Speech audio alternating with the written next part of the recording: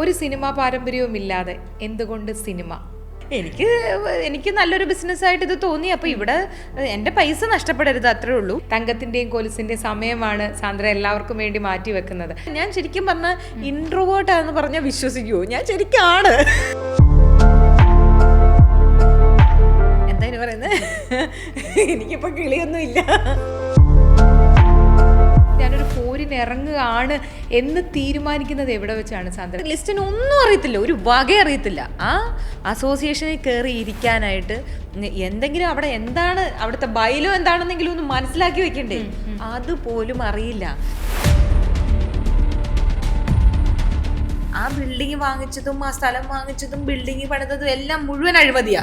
അതിനെ ചോദ്യം ചെയ്തവരെല്ലാം പുറത്താക്കി. 2016 610 പേരുണ്ടായിരുന്ന സംഘടന ഇന്ന് 310 പേരേ ഉള്ളൂ. അത് ചോദ്യം ചെയ്യുന്നവരെല്ലാം പുറത്താക്കിയേക്കുക.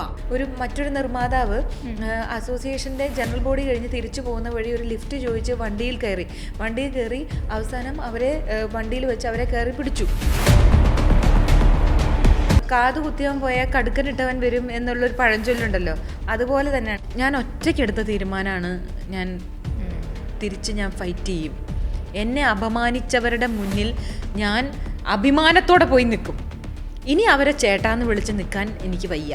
എനിക്ക് വേണ്ടി സംസാരിക്കാൻ ഞാൻ ഒരാളെ ഉള്ളൂ. അപ്പുറത്തൊരു പടയാണ് നിൽക്കുന്നത്. ആ പടയ്ക്ക് അഗെയിൻസ്റ്റ് അത് പണം കൊണ്ടും പ്രതാപം കൊണ്ടും പൊളിറ്റിക്കൽ ഇൻഫ്ലുവൻസ് കൊണ്ടും എല്ലാം കൊണ്ടും ഏറ്റവും ഉന്നതിയിൽ നിൽക്കുന്ന കുറെ പുരുഷന്മാർക്കെതിരെ ഒറ്റയ്ക്കാണ് ഞാൻ നിന്ന് ഫൈറ്റ് ചെയ്യുന്നത്. ഈ ഫൈറ്റ് ചെയ്യാനുള്ളൊരു ഫയർ സാന്ദ്രയുടെ ഉള്ളിലുണ്ടാവും. ഞാൻ തീയിൽ കുരുത്തതാ. പാടില്ല.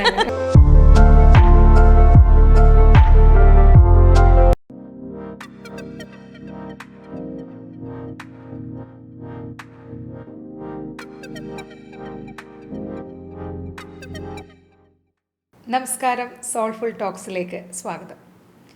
മലയാള സിനിമയുടെ വേറിട്ട സ്ത്രീ സാന്നിധ്യം നമ്മളെല്ലാവരും ഒരുപാട് പ്രതീക്ഷയോടെ ഉറ്റുനോക്കുന്ന, ഏറെ പ്രിയപ്പെട്ട, പ്രത്യേകിച്ച് എനിക്ക് ഏറെ പ്രിയപ്പെട്ട സാന്ദ്ര തോമസ് ആണ് ഇന്ന് എന്നോടൊപ്പം സോൾഫുൾ ടോക്സിൽ. സ്വാഗതം. Thank you.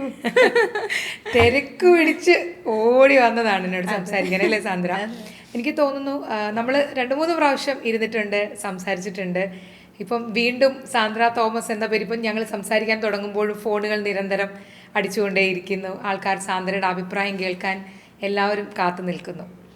ഒരു സിനിമാ പാരമ്പര്യവുമില്ലാതെ എന്തുകൊണ്ട് സിനിമയിൽ അറിയാതെ വന്നുപോയതാ. ഒരിക്കലും സിനിമയിലൊന്നും വരുമെന്നൊന്നും ഞാൻ പ്രതീക്ഷിച്ചിരുന്നില്ല. കൊച്ചിലെ ഞാൻ അഭിനയിച്ചിരുന്നു. അത് അഭിനയിച്ചത് എൻ്റെ പപ്പയ്ക്ക് ഇതിനോട് ഭയങ്കര ഇഷ്ടമുണ്ടായിരുന്നു കേട്ടോ. അപ്പം ഞാൻ ആ സമയത്ത് ഈ സിനിമയും സിനിമാക്കാരെയും ഒക്കെ കണ്ട് എനിക്ക് പറ്റിയൊരു മേഖലയല്ല, എനിക്കിഷ്ടമല്ല എന്നുള്ളൊരു ഇതിലേക്ക് ഞാൻ വന്നിരുന്നു. അപ്പോൾ പക്ഷെ സ്കൂളിലൊക്കെ പഠിക്കുമ്പം അപ്പോഴേ എല്ലാവരും സിനിമാ നടി എന്നൊക്കെ പറഞ്ഞിട്ട് ഇങ്ങനെ പറയും. അപ്പോഴും നമുക്ക് സിനിമയായിട്ട് യാതൊരു ബന്ധവുമില്ല, നമുക്ക് സിനിമയിലുള്ള ആരെയും അറിയത്തുമില്ല. പണ്ടങ്ങാണ്ട് ഏതോ സിനിമയിൽ അഭിനയിച്ചിട്ടുണ്ട് എന്നുള്ള അത് ചെറിയ ചെറിയ റോളുകളാണ്. അപ്പം പക്ഷെ എനിക്ക് ഓട്ടോഗ്രാഫൊക്കെ പിള്ളേരെ എഴുതി, നമ്മൾ ഈ 10th ഇങ്ങനെ എഴുതുമല്ലോ, എന്താ അതിനെ പറയുന്നത്, ഓട്ടോഗ്രാഫ്. അത് എഴുതുമ്പോഴേക്ക് നീ ഭാവിയിൽ ഒരു സിനിമാ നടിയായി വരുമ്പോൾ എന്നെ മൈൻഡ് ചെയ്യണേ എന്നൊക്കെ പറഞ്ഞിട്ടുള്ള സാധനങ്ങളില്ലേ, അങ്ങനെയൊക്കെ. പക്ഷെ സത്യമായില്ലല്ലോ, ഞാൻ സിനിമാ നടിയായില്ല. ഉറപ്പായിട്ടും നിങ്ങൾ എത്രയോ നല്ല സിനിമകളിൽ അഭിനയിച്ചിരിക്കുന്നു, ഉറപ്പായിട്ടും നടിയും. അപ്പൊ ഇങ്ങനെയൊക്കെയാണ് എഴുതി തന്നിരിക്കുന്നവര്. അപ്പൊ ഞാൻ ഇതൊന്നും ഒരിക്കലും ഞാൻ സിനിമയിൽ വരില്ല എന്ന് ഞാൻ തീരുമാനിച്ചിരുന്നൊരു കാര്യമാണ്. സിനിമയായിട്ട് പിന്നെ എനിക്കൊരു ബന്ധവുമില്ല, പപ്പയ്ക്കും ഇല്ല. പിന്നെ കുറച്ച് നാൾ കഴിഞ്ഞപ്പം ഞാൻ പയ്യെ മീഡിയ ബൈയിങ്ങിലേക്ക് വന്നു. എൻ്റെ ബിസിനസ്സിൻ്റെ അങ്ങനെ ഒരു ഓപ്പർച്യൂണിറ്റി കണ്ടു. അപ്പോൾ അങ്ങനെ മീഡിയ ബൈയിങ്ങിലേക്ക് വന്നു. മീഡിയ ബൈയിങ് വഴി പയ്യെ സിനിമക്കാരുമായിട്ടൊക്കെ ബന്ധം വന്നു. ആക്ച്വലി സാജിദിനെയാണ് പരിചയപ്പെടുന്നത് ആദ്യം. സാജിദിനെ പരിചയപ്പെടുന്നത് എൻ്റെ കോളേജ് മേറ്റ് നിയാസ് എന്ന് പറഞ്ഞിട്ട് എൻ്റെ കോളേജ് മേറ്റിൻ്റെ കസിനായിരുന്നു സാജിദ്. അങ്ങനെ സാജിദിനെ പരിചയപ്പെടുന്നു. സാജിദ് വഴിയാണ് എനിക്ക് സാജിദിൻ്റെ കസിനാണ് ഫ്രൈഡേയുടെ റൈറ്ററായ നജീം കോയ. അങ്ങനെ നജീമിൻ്റെ ഫ്രണ്ടാണ് ലിജിൻ. അങ്ങനെയാണ് ഈ കണക്ഷൻസ് ബിൽഡായി വരുന്നതും. അപ്പോഴൊക്കെ എന്നോട് ഇവർ ആദ്യം സിനിമ ചെയ്യാൻ പറയുമ്പോഴും ഞാനൊരിക്കലും സിനിമ ചെയ്യുമെന്ന് ഞാൻ പ്രതീക്ഷിക്കുന്നില്ല. ഞാൻ വിചാരിക്കുന്നത് ഓക്കെ ഇത് ഞാൻ ഒരു പ്രോജക്റ്റ് പോലെ ഉണ്ടാക്കി ആർക്കെങ്കിലും കൊടുക്കാം. ഇപ്പൊ ഇവരെ സഹായിക്കാൻ വേണ്ടി ഒരു പ്രോജക്റ്റ് ആക്കാൻ വേണ്ടി ഒരാളുടെ സഹായം വേണം, അതിന് ഞാൻ എൻ്റെ ഫ്രണ്ട്സിനെ സഹായിക്കുന്നു എന്നാണ് ഞാൻ ആദ്യം കരുതിയിട്ടുള്ളൂ. പക്ഷേ ഫസ്റ്റ് സിനിമ ഡ്രോപ്പായി പോയി, അത് നടന്നില്ല. അത് നടക്കാത്തത് അത് ചെറിയൊരു എൻ്റെ ഒരു മിസ്റ്റേക്കിൻ്റെ പുറത്താണ് അത് നടക്കാതെ പോയത്. കാര്യം ഞാൻ നമ്മൾ ഹറാമീസ് എന്നായിരുന്നു ആ സിനിമയുടെ പേര്. അപ്പൊ അതില് മെയിൻ ലീഡ് ക്യാരക്ടേഴ്സ് 2 പേരാ. ഒന്ന് വിനീത് ശ്രീനിവാസനും രണ്ടാമത്തത് ഫഹദ് ഫാസിലും. അപ്പൊ വിനീതാണ് ഹീറോ. അപ്പം ഫഹദിനെ കണ്ടു അഡ്വാൻസ്. ഫ്രൈഡേ എന്നുള്ളൊരു പേരുണ്ടോ നിങ്ങളുടെ? ഇല്ല, അന്ന് ഇന്നോവേറ്റീവ് കോൺസെപ്റ്റ്സ് ആണ് എൻ്റെ കമ്പനിയുടെ പേര്. അപ്പം ഞാൻ സിനിമ ചെയ്യാൻ വേണ്ടി ഇന്നോവേറ്റീവ് ഫിലിം കമ്പനി എന്ന് പറഞ്ഞിട്ടൊരു അതിന്റെ തന്നെ ബ്രാഞ്ചായിട്ട് അത് തന്നെയാണ് ഫ്രൈഡേ എന്ന് പറഞ്ഞ സിനിമ ചെയ്തേക്കുന്നതും ആ കമ്പനിയാണ്. ഫ്രൈഡേ ഫിലിം ഹൗസിൽ ഫ്രൈഡേ ഇല്ല. അപ്പം ഫ്രൈഡേയിലേക്ക് വരുന്നതിന് മുമ്പ് ഈ ഹറാമീസ് ആയിരുന്നു. അപ്പൊ ഇന്നോവേറ്റീവ് ഫിലിം കമ്പനിയുടെ ബാനറിലായിരുന്നു. അപ്പം ഞാൻ ഫഹദിന് അഡ്വാൻസ് കൊടുത്തു. വിനീതിനെ കാണാൻ ചെന്നപ്പോൾ വിനീത് എന്നോട് ചോദിച്ചു എന്തുകൊണ്ടാണ് സിനിമ ചെയ്യുന്നത്. അപ്പം ഞാൻ അന്നും ഇന്നും എന്നും എല്ലാം ജെന്യുവിൻ ആയതുകൊണ്ട് ഉള്ള കാര്യമാണ് അവരെ പറഞ്ഞു. എനിക്ക് നല്ലൊരു ബിസിനസ്സായിട്ട് ഇത് തോന്നി. അപ്പൊ ഇവിടെ എൻ്റെ പൈസ നഷ്ടപ്പെടരുത്, അത്രേ ഉള്ളൂ എന്ന് പറഞ്ഞു കഴിഞ്ഞപ്പം സിനിമയെ പാഷനേറ്റ് ആയിട്ട് കാണാത്ത ഒരാളാണ് സിനിമ എടുക്കാൻ വന്നേക്കുന്നത്. ആ പ്രോജക്റ്റ് അവിടെ പോയി. പ്രോജക്റ്റ് ഡ്രോപ്പായി കഴിഞ്ഞപ്പോൾ എനിക്കങ്ങ് ഭയങ്കര റിഗ്രറ്റ് ആയി. ഞാൻ കാരണമാണല്ലോ ഇവരുടെ എല്ലാം ഇത് എല്ലാവരും സ്വപ്നം കണ്ടിരുന്നല്ലേ. അപ്പൊ ഞാൻ എൻ്റെ അത് എനിക്കപ്പോൾ 23 വയസ്സായി. അപ്പൊ എനിക്കത് വേറൊരു കമ്പനിയിലൊന്നും ജോലി ചെയ്തിട്ടില്ല, എങ്ങനെ ആളുകളോട് പെരുമാറണം ഇതൊന്നും എനിക്ക് അറിയത്തില്ല. ഇതൊക്കെ ഞാൻ ഈ പഠിച്ചതൊക്കെ ഓൺ ദ ജോബ് എക്സ്പീരിയൻസ് ആയല്ല എല്ലാം എനിക്ക്. അപ്പം ആ സമയത്ത് ഞാനിങ്ങനെ ആകെ ഡിപ്രഷനിലായി. ഞങ്ങളിങ്ങനെ അന്ന് പനമ്പള്ളി നഗർ കോക്കോട്രി ഉണ്ടായിരുന്നു, ഒരു താഴത്തെ ഒരു ഫ്ലോറ്. അപ്പം അവിടെ ഇരുന്ന് ഞങ്ങളിങ്ങനെ ഭയങ്കര വിഷമിച്ച് എന്താ ഇനി ചെയ്യുക എന്ന് പറഞ്ഞിട്ട് ഇങ്ങനെ വിഷമിച്ചിരുന്ന സമയത്ത് അപ്പം ഞാൻ പറഞ്ഞു നമ്മൾ അടുത്ത പ്രോജക്റ്റ് ചെയ്യും, ഇതല്ലെങ്കിൽ അടുത്ത പ്രോജക്റ്റ് ചെയ്യും എന്നിങ്ങനെ പറഞ്ഞപ്പോൾ നജീക ഇങ്ങനെ വെറുതെ പറഞ്ഞു ഒരു ദിവസം നടക്കുന്ന ഒരു കഥ, അത് ആലപ്പുഴയിൽ. അത് അവസാനം ഒരു ബോട്ട് അപകടത്തിലേക്ക് വന്നെത്തുന്നു. ഒരു ദിവസം പലർക്കായി പല സ്ഥലത്ത് നടക്കുന്ന കഥകൾ. അത് ഏറ്റവും അവസാനം ഒരു ബോട്ട് അപകടത്തിൽ വന്നിരുന്നു. ഇതിൽ ആലപ്പുഴ ബോട്ട് അപകടം എന്നൊക്കെ പറഞ്ഞപ്പം എനിക്കത് പെട്ടെന്ന് ക്യാച്ച് ചെയ്തു. അതിന്റെ കാരണം എൻ്റെ പപ്പ ഒരു കുട്ടനാട്ടുകാരനാണ്. അപ്പം കൊച്ചിലെ കേട്ട് വളർന്ന കഥകളി മുഴുവൻ കുട്ടനാടാ. അപ്പം ഈ ഫ്രൈഡേ എന്ന് പറയുന്ന സിനിമയും കുട്ടനാട്ടുകാരാണ് അതിനകത്ത്. അവര് ആലപ്പുഴയിൽ ഒരു ദിവസം സാധനങ്ങൾ മേടിക്കാൻ വന്നിട്ട് തിരിച്ചു പോകുന്ന വഴിയിലാണ് ഈ ബോട്ട് അപകടം സംഭവിക്കുന്നത്. അപ്പം എനിക്കത് ഇമ്മീഡിയറ്റ്ലി എനിക്ക് ഇത്രയും ക്യാച്ച് ചെയ്ത ഒരു സബ്ജക്റ്റ് വേറെ ഇല്ല. അപ്പം തന്നെ കൈ കൊടുക്കുന്നു. അപ്പം അന്ന് നോക്കുമ്പോൾ അന്നൊരു 11 ആണ് ഡേറ്റ്. അന്ന് 2011 നവംബർ മാസം 11-ാം തീയതിയാണ് ഈ കൈ കൊടുക്കുന്നത്. അങ്ങനെ ഞങ്ങള് ആ സിനിമയ്ക്ക് പേരിട്ടു 11 ആലപ്പുഴ എന്നായിരുന്നു ആദ്യം പേര്. പിന്നീട് അതിന്റെ പേര് ഫ്രൈഡേ എന്നാക്കി. ഫ്രൈഡേ എന്നിട്ട് ഈ ഫ്രൈഡേ എന്നുള്ളത് ടാഗ് ലൈൻ ആയിരുന്നു.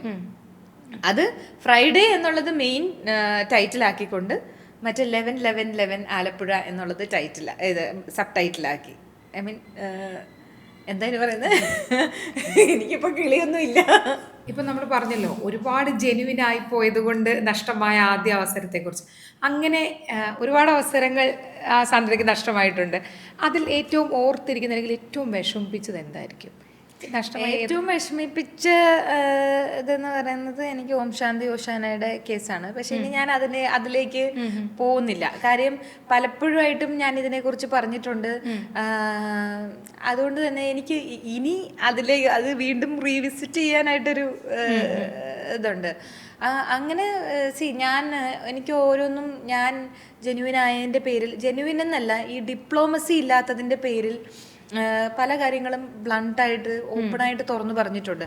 അതിൻ്റെ പേരിൽ പല അവസരങ്ങളും നഷ്ടപ്പെട്ടിട്ടുണ്ട്. പക്ഷെ എനിക്ക് അതിലൊന്നും റിഗ്രറ്റ് ഒന്നുമില്ല, ഒരു റിഗ്രറ്റും ഇല്ല.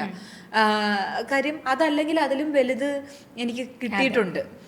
അപ്പം കാത് കുത്തിയവൻ പോയാൽ കടുക്കനിട്ടവൻ വരും എന്നുള്ളൊരു പഴഞ്ചൊല്ലുണ്ടല്ലോ, അതുപോലെ തന്നെയാണ്. അപ്പം ഞാൻ അതുകൊണ്ട് തന്നെയാണ് ഞാൻ മാറാത്തത് അതുകൊണ്ടാണ്. ഞാൻ എന്നോട് പലരും പറഞ്ഞു സിനിമയിലൊക്കെ നിൽക്കുമ്പോൾ നമുക്ക് കുറച്ച് ഡിപ്ലോമസി വേണ്ടേ എന്നൊക്കെ എല്ലാവരും പറഞ്ഞിട്ടുണ്ട്. അപ്പം ഞാൻ ആലോചിക്കും, ഞാൻ എൻ്റെ ക്യാരക്ടർ നശിപ്പിച്ചുകൊണ്ട് ഞാൻ എന്ത് ചെയ്യാനാ? നമ്മൾ വേറൊരാൾ നമ്മളെ പറ്റി ഫേക്കാന്ന് പറയുന്നിടത്തോളം എന്താ പറയുക, നാണക്കേട് എനിക്ക് വേറെ ഒന്നുമില്ല. നാണക്കേട് മാത്രമല്ല, അതിൻ്റെ ഒരു ക്യാരക്ടർ അസാസിനേഷൻ ആയിട്ടും കൂടെ ഞാൻ കാണുന്നത്. അതെ, എനിക്ക് വളരെ നന്നായിട്ടാണ്. കാരണം ഞാനിപ്പോൾ പറഞ്ഞല്ലോ 2-3 പ്രാവശ്യമായിട്ട് ഞാൻ സാന്ദ്രയോട് ഇരിക്കുന്നതുകൊണ്ട് തന്നെ എനിക്കറിയാം എന്ത് ചോദിച്ചാലും വ്യക്തവും കൃത്യവും സത്യസന്ധവുമായ ഉത്തരങ്ങളാണ്. നമ്മൾ ആദ്യത്തെ ഇന്റർവ്യൂ ചെയ്തപ്പോൾ തന്നെ എന്നോട് അന്ന് പറഞ്ഞത്. അതെ, കാരണം നമുക്കറിയാലോ, ഞാൻ ഇത്രയും വർഷമായിട്ട് നിൽക്കുന്ന നമുക്ക് ആൾക്കാരെ കാണുമ്പോൾ വളരെ പെട്ടെന്ന് മനസ്സിലാവും. അതുകൊണ്ട് തന്നെ എനിക്ക് ഇന്റർവ്യൂവിന് ഇരിക്കുമ്പോഴും വളരെ നമുക്ക് തുറന്ന മനസ്സിലാക്കി എന്തും ചോദിക്കാം. സാന്ദ്രയ്ക്ക് എല്ലാത്തിനും വ്യക്തവും സത്യസന്ധവുമായ ഞാൻ ആരോടും ഒരു ഇന്റർവ്യൂവറോടും ഞാൻ പറയാറില്ല എന്നോട് ഇന്നത് ചോദിക്കരുത്, അല്ല ഞാൻ പറഞ്ഞ സാധനം നിങ്ങൾ കട്ട് ചെയ്യണം ഒന്നുമില്ല. ഞാൻ എന്താണോ പറഞ്ഞത് ആ പറഞ്ഞതിൽ ഞാൻ ഉറച്ചു വിശ്വസിക്കുന്ന ഒരാളാണ്. ഞാൻ പറഞ്ഞതിൽ ഞാൻ അതെന്റെ ഉള്ളിൽ നിന്നാണ് സംസാരിക്കുന്നത് ഓരോന്നും. ഇപ്പം ഞാൻ പറയട്ടെ സാന്ദ്ര, ഇപ്പം സാന്ദ്ര ഈ ഇൻ്റർവ്യൂവിലേക്ക് വരുന്നത് പോലും കോടതിയിൽ നിന്നാണ് അല്ലേ? ഇപ്പം നമുക്ക് കാണുമ്പോൾ നിലപാടുകൾ ഉറച്ചു പറയുന്ന ഒരു സ്ത്രീ അനുഭവിക്കുന്ന ബുദ്ധിമുട്ടുകളാണ്. ഇപ്പം ആൾക്കാർക്ക് ഇത് വാർത്തയാണ് പക്ഷേ ഇത് അനുഭവിക്കുന്ന ഒരു സാന്ദ്രയും അച്ചാച്ചനും മക്കളും പപ്പയും മമ്മിയും എല്ലാവരും ഉണ്ട്. കാരണം അതെനിക്ക് നന്നായിട്ട് മനസ്സിലാവും. ഈ ചിരിക്കുമ്പോഴും അല്ലെങ്കിൽ എൻ്റെ അടുത്ത് ഇങ്ങനെ സംസാരിക്കുമ്പോഴും എന്തോരം ഇപ്പോൾ രാവിലെ നമ്മൾ ഷെഡ്യൂൾ ചെയ്തൊരു 2 മണിക്കൂറിന് ശേഷം അല്ലേ നമ്മൾ എടുക്കുമ്പോൾ നിങ്ങൾ അനുഭവിക്കുന്ന മാനസിക സംഘർഷം എങ്ങനെയാണ് സാന്ദ്ര? അത് തീർച്ചയായിട്ടും എൻ്റെ സമയത്തെ ഇത് ബാധിക്കുന്നുണ്ട് ഒരുപാട്. കാര്യം ആ സമയം എന്ന് പറയുന്നത് എൻ്റെ കുഞ്ഞുങ്ങളുടെ കൂടെ ഇരിക്കേണ്ട സമയം. അവര് എനിക്ക് വേണ്ടി സാക്രിഫൈസ് ചെയ്യുന്നുണ്ട് പല സമയങ്ങൾ. കാര്യം എനിക്കിപ്പോൾ പിന്നെ ഒരു കാര്യമുണ്ട്, ഈ ഒരു സമയത്താണ് എനിക്ക് ഇത്രയും അറ്റാക്കും ഇത്രയും പ്രശ്നങ്ങളും എല്ലാം വരുന്നതും. അപ്പം അവരത് മനസ്സിലാക്കുന്നുണ്ട്. ഒന്നാമത്തെ കാര്യം, അവർ പെൺകുട്ടികളായതുകൊണ്ട് തന്നെ അവരുടെ അമ്മ ഒരു പോരാളിയാണ്. അപ്പം അതവർ കണ്ടാണ് വളരുന്നത്. അതിലെനിക്ക് സന്തോഷമുണ്ട്. പിന്നെ എൻ്റെ ശരിയാണ്, ഞാൻ ഭയങ്കര സ്ട്രെസ്ഡ് ആവാറുണ്ട്. അതെങ്ങനെയാന്ന് വെച്ചാൽ, ഞാൻ ഇത് തുടങ്ങിയപ്പോഴും ഞാൻ ഇവരോട് തിരിച്ച് ഫൈറ്റ് ചെയ്യണമെന്ന് തീരുമാനിച്ചപ്പെടുത്ത് ഞാൻ ഒറ്റയ്ക്കാണ്. മനസ്സിലായി? എനിക്ക് ആരും എൻ്റെ കൂടെ ആരും ഇല്ല. ഞാൻ ഒറ്റയ്ക്ക് നിന്ന് ഫൈറ്റ് ചെയ്യാനാണ് തീരുമാനിച്ചത്. അപ്പം ഞാൻ ശക്തയായിരുന്നു. എന്നെ അവർക്ക് ഒരു രീതിയിലും ഒരു കോംപ്രമൈസിലേക്കും കൊണ്ടുവരാൻ പറ്റാത്ത രീതിയിൽ ഞാൻ ശക്തയായിരുന്നു. പക്ഷേ ആ പ്രോസസ്സിൽ ഇത്രയും നാൾ വന്നു കഴിഞ്ഞപ്പോൾ എൻ്റെ ഭാഗത്ത് ശരിയുണ്ടെന്ന് മനസ്സിലാക്കി പലരും എൻ്റെ കൂടെ വന്നു. മനസ്സിലായി? എന്നെ സാൻഡ്ര ശരിയാണ്, ഞങ്ങളും ഇത് അനുഭവിച്ചിട്ടുണ്ട് എന്ന് പറഞ്ഞ് എൻ്റെ കൂടെ പലരും കൂടി. അങ്ങനെയുള്ളവരെ ഇവർ ഇൻഫ്ലുവൻസ് ചെയ്യുകയും അവരെ മാനസികമായി തകർക്കാനും ശ്രമിക്കുമ്പോൾ എനിക്കത് കാണുന്നത് പെയിനാണ്, എനിക്കത് സ്ട്രെസ്സാണ്. കാര്യം എന്നെ സഹായിക്കാൻ അല്ലെങ്കിൽ എന്നെ എന്തെങ്കിലും രീതിയിൽ സപ്പോർട്ട് ചെയ്യുന്നു എന്ന് തോന്നുന്ന, ചെറുതായിട്ടെങ്കിലും തോന്നുന്ന അവരെ വിളിച്ച് അവരെ മാനസികമായി തകർത്ത് അവരെ എല്ലാ രീതിയിലും, ഇപ്പം ഫോർ എക്സാമ്പിൾ പറയുകയാണെങ്കിൽ, ഇപ്പം കഴിഞ്ഞ ദിവസം ഷീല കുര്യൻ എന്ന് പറഞ്ഞൊരു നിർമ്മാതാവ് എൻ്റെ കൂടെ അസോസിയേഷനിൽ നോമിനേഷൻ സമർപ്പിക്കാനായിട്ട് വന്നിരുന്നു. അത് ഇറങ്ങിക്കഴിഞ്ഞപ്പോഴാണ് ഒരു ചാനലിൽ നിന്ന് കോള് വരുന്നതും, ലിസ്റ്റിൻ സ്റ്റീഫൻ കോളിൽ ലൈനിലുണ്ട്, ഒന്ന് സംസാരിക്കാവോ എന്ന് ചോദിച്ചു. ഞാൻ പറഞ്ഞു അതിനെന്താ സംസാരിക്കാം എന്ന് പറഞ്ഞപ്പോൾ ലിസ്റ്റിൻ പറഞ്ഞത്, ഞാൻ ആ ബുർഖ ഇട്ട് പോയത് ഒരു കോമഡി പീസായിട്ടാണ് പോയത് എന്ന് പറഞ്ഞു കഴിഞ്ഞപ്പം ഞാൻ പറഞ്ഞു, ഇതിന് ഉത്തരം പറയേണ്ടത് ആൾ ഞാനല്ല, ഇതിന് ഉത്തരം പറയേണ്ടത് ഷീല ചേച്ചിയാണെന്ന് പറഞ്ഞിട്ട് ഞാൻ അവരുടെ കയ്യിൽ ഫോൺ കൊടുത്തു. അപ്പോൾ അവരവരുടെ വിഷമം ഷെയർ ചെയ്തു. അതായത് നമ്മളെല്ലാവരും ഇരുന്നൊരു സഭയിൽ എല്ലാവരും ഉണ്ട്, ഓഫീസ് ബെയറേഴ്സ് എല്ലാവരും ഇരുന്നൊരു സഭയിൽ വെച്ചിട്ട് ലിസ്റ്റിൻ അവരോട് വളരെ മോശമായിട്ട് പെരുമാറിയെന്ന് വെച്ചാൽ അവരവരുടെ ഒരു പെയിൻ പറയുകയാണ്, അവരുടെ ഒരു വിഷമം പറയുകയാണ്. മറ്റൊരു നിർമ്മാതാവ് അസോസിയേഷൻ്റെ ജനറൽ ബോഡി കഴിഞ്ഞ് തിരിച്ചു പോകുന്ന വഴി ഒരു ലിഫ്റ്റ് ചോദിച്ച് വണ്ടിയിൽ കയറി അവസാനം അവരെ വണ്ടിയിൽ വെച്ച് അവരെ കയറി പിടിച്ച ഷോക്കിൽ ഒരു സുഹൃത്താണ് കയറി പിടിച്ചത്. അപ്പം ഏതൊരു സ്ത്രീയും ഷോക്കായി പോവും. അപ്പം അപ്പം തന്നെ അയാളെ വണ്ടിയിൽ നിന്ന് ഇറക്കി വിടുകയും ഇവർ വീട് വരെ ആലപ്പുഴ വരെ കരഞ്ഞ് നിലവിളിച്ച് കാറിക്കൊണ്ടാണ് വീട് വരെ പോയെന്ന് ഇവർ അത്രയും ടെറിഫൈങ് ആയിട്ടുള്ള ഒരു അനുഭവം അവർ പറയുകയാണ്. ആ ഒരു കംപ്ലൈൻ്റ് ആയിട്ടല്ല പറയണേ, പക്ഷെ എന്നാൽ പോലും എനിക്കും ഇങ്ങനെ ഒരു അനുഭവം ഉണ്ടായിട്ടുണ്ടെന്ന് പറയുമ്പോൾ ലിസ്റ്റും പറയാണ് അത് മിക്കവാറും ചേച്ചിയുടെ ഡ്രൈവിംഗ് ടെസ്റ്റ് ചെയ്തായിരിക്കും പുള്ളി എന്ന് കാഷ്വലായിട്ട് ചിരിച്ചുകൊണ്ട് പറയുകയാണ്. അതിനെല്ലാവരും കൂടെ വട്ടം ഇരുന്ന് ചിരിച്ചു, ഈ ഡ്രൈവിംഗ് ടെസ്റ്റ് ചെയ്തതായിരിക്കും എന്ന് പറഞ്ഞത്. അത് ഒരു സ്ത്രീയെ സംബന്ധിച്ചിടത്തോളം ഇത്രയും ഒരു അത് എങ്ങനെയാണ് ലിസ്റ്റിന് പറയാൻ സാധിച്ചതെന്ന് എനിക്കറിയില്ല. ഇത് പറഞ്ഞു കഴിഞ്ഞപ്പോഴേക്കും ലിസ്റ്റിന് പിന്നെ ഉത്തരവില്ലാണ്ടായി പറയാനായിട്ട്. കാര്യം അത്രയും മോശമായിട്ട് ആ പിടിച്ച ആളേക്കാൾ മ്ലേച്ഛമായിട്ടാണ് ലിസ്റ്റിൻ പെരുമാറിയത്. പ്രൊഡ്യൂസേഴ്സ് അസോസിയേഷൻ്റെ ഒരു ട്രഷറർ സ്ഥാനത്തിരിക്കുന്ന വ്യക്തിയാണ് ഇത്രയും മോശമായിട്ടൊരു സ്ത്രീയോട് സംസാരിച്ചത്. അപ്പം ഇതിന് ശേഷം ലിസ്റ്റിൻ അവരെ പോയി പേഴ്സണലി കാണുകയും അവരോട് പറയുകയാണ്, ചേച്ചി ഒരിക്കലും സാൻഡ്രയുമായി കൂട്ടുകൂടരുത്, ചേച്ചിക്ക് പറ്റിയ കൂട്ടല്ല സാൻഡ്ര, പിന്നെ ചേച്ചിക്കൊരു ഫാമിലി ഉള്ളതല്ലേ, അവരെ മാനസികമായി തകർക്കാൻ ചേച്ചിക്കൊരു ഫാമിലി ഉള്ളതല്ലേ, ചേച്ചിക്കൊരു മകനുള്ളതല്ലേ, ആ മകൻ ഇത് കേട്ടാൽ എന്ത് വിചാരിക്കും, ചേച്ചിയെ പറ്റി എന്ത് മോശമായിട്ട് വിചാരിക്കും. അപ്പം അവർ ചോദിച്ചു, അയാൾ എന്നെ കയറി പിടിച്ചതിന് അയാളല്ലേ നാണം കേടണ്ട, അല്ലാതെ ഞാനല്ലല്ലോ, ഞാനവിടെ എന്ത് തെറ്റ് ചെയ്തു, മനസ്സിലായോ? അപ്പം അവരെ പോയി പറഞ്ഞു എന്നിട്ട് പറയാണ്, ചേച്ചി ഞാൻ ഓർത്തു ചേച്ചിയുടെ കയ്യിലാണ് കയറി പിടിച്ചതെന്ന്, ശരിക്കും ചേച്ചിയുടെ എവിടെയാണ് കയറി പിടിച്ചതെന്ന്.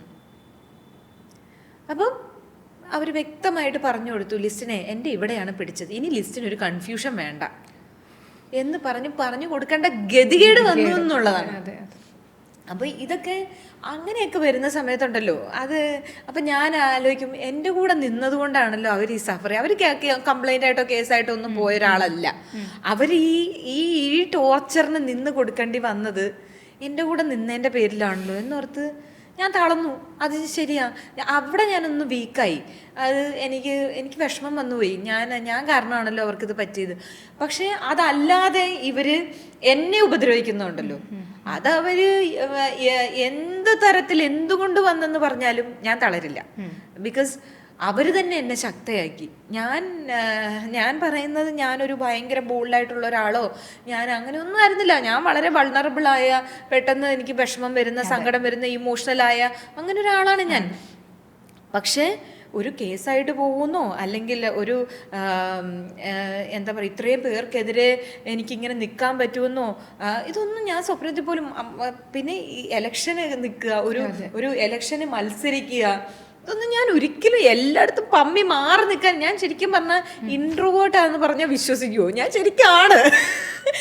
എനിക്കതൊരു പരിധി വരെ അറിയാം. കാരണം നമ്മൾ നേരത്തെ ഇരുന്നപ്പം വർത്താനം പറഞ്ഞപ്പോഴൊക്കെ തന്നെ സാന്ദ്ര പറഞ്ഞിട്ടുണ്ട് ഒരുപാട് ഇല്ല, ഞാൻ സുഹൃത്തുക്കളെ കുറിച്ച് ഞാൻ അങ്ങനത്തെ ഒരാളല്ല പൊന്നി, ഭയങ്കരമായിട്ട് സോഷ്യലൈസ് ചെയ്യുന്ന അങ്ങനത്തെ ഒരാളല്ല എന്നോട് പറഞ്ഞിട്ടുണ്ട് സാന്ദ്ര. അപ്പം ഞാൻ സത്യത്തിൽ ഞാൻ എപ്പോഴും ഒതുങ്ങി നിൽക്കാൻ, അതുകൊണ്ടാണ് ഞാൻ അഭിനയിക്കാൻ പോലും ഇപ്പം ആമേനും സക്കരയുടെ ഗർഭിണികളും ഒക്കെ കഴിഞ്ഞ് കഴിഞ്ഞിട്ട് ആടൊക്കെ കഴിഞ്ഞ് കഴിഞ്ഞിട്ട് ആദ്യം ആൾക്കാർ എന്നോട് ചോദിക്കുന്നത് ചേച്ചി അഭിനയിക്കുന്ന അടുത്ത പടം ഏതാന്നാ. പക്ഷെ എനിക്ക് ഫേമസ് ആവാനും എനിക്ക് ഈ പബ്ലിക്കിന്റെ മുന്നിൽ ഇങ്ങനെ വരാനും ഉള്ള ഒരാളായിരുന്നെങ്കിൽ ഞാൻ അതല്ലേ ചൂസ് ചെയ്യുള്ളൂ. എനിക്ക് അഭിനയിച്ചാൽ പോരെ, ഞാനത് ചെയ്യാതിരുന്നതുകൊണ്ട് എനിക്ക് എൻ്റെ പ്രൈവസി ഇഷ്ടപ്പെടുന്ന ആളാണ് ഞാൻ, എനിക്ക് എൻ്റെ പേഴ്സണൽ ടൈം ഇഷ്ടപ്പെടുന്ന ആളാണ് ഞാൻ. എനിക്കങ്ങനെ ഓരോ പ്രാവശ്യവും ഞാൻ സംസാരിച്ച് മുന്നോട്ട് വന്നേക്കുന്ന എന്നെ ഏറ്റവും കൂടുതൽ മീഡിയയിൽ ആൾക്കാർ കണ്ടിട്ടുണ്ടാവുക, ഒന്ന് എൻ്റെ യൂട്യൂബ് ചാനല് ഭയങ്കര ഹിറ്റായ സമയത്ത് എൻ്റെ കുഞ്ഞുങ്ങൾ പോസിറ്റീവായിട്ട് മറ്റു കുട്ടികളെ ഇൻഫ്ലുവൻസ് ചെയ്യുന്നുണ്ട് എന്നുള്ളൊരു ബോധ്യത്തിൽ നിന്നാണ് എനിക്ക് അത് കൂടുതൽ ആളുകളിലേക്ക് എത്തിക്കണം. അപ്പൊ ഇത് ഒരു പോസിറ്റീവ് ഇൻഫ്ലുവൻസ് ആണല്ലോ നമ്മൾ ചെയ്യുന്നത്. അപ്പൊ അത് കാരണം അത് കൂടുതൽ എത്തിക്കണം എന്നുള്ളൊരു സാധനം വന്നപ്പോൾ ഞാൻ മീഡിയയിൽ വന്നിട്ടുണ്ട്, ഞാൻ ഒരുപാട് ഇന്റർവ്യൂസ് കൊടുത്തിട്ടുണ്ട്. രണ്ടാമത് വരുന്നത് എനിക്ക് നേരെ ഒരു അറ്റാക്ക് ഉണ്ടായതിന് ശേഷം എനിക്ക് വേറെ നിവൃത്തിയില്ല, എനിക്ക് വേണ്ടി സംസാരിക്കാൻ ഞാൻ ഒരാളെ ഉള്ളൂ. അപ്പുറത്തൊരു പടയാണ് നിൽക്കുന്നത്. ആ പടയ്ക്ക് അഗെയിൻസ്റ്റ് അത് പണം കൊണ്ടും പ്രതാപം കൊണ്ടും പൊളിറ്റിക്കൽ ഇൻഫ്ലുവൻസ് കൊണ്ടും എല്ലാം കൊണ്ടും ഏറ്റവും ഉന്നതിയിൽ നിൽക്കുന്ന കുറെ പുരുഷന്മാർക്കെതിരെ ഒറ്റയ്ക്കാണ് ഞാൻ നിന്ന് ഫൈറ്റ് ചെയ്യുന്നത്.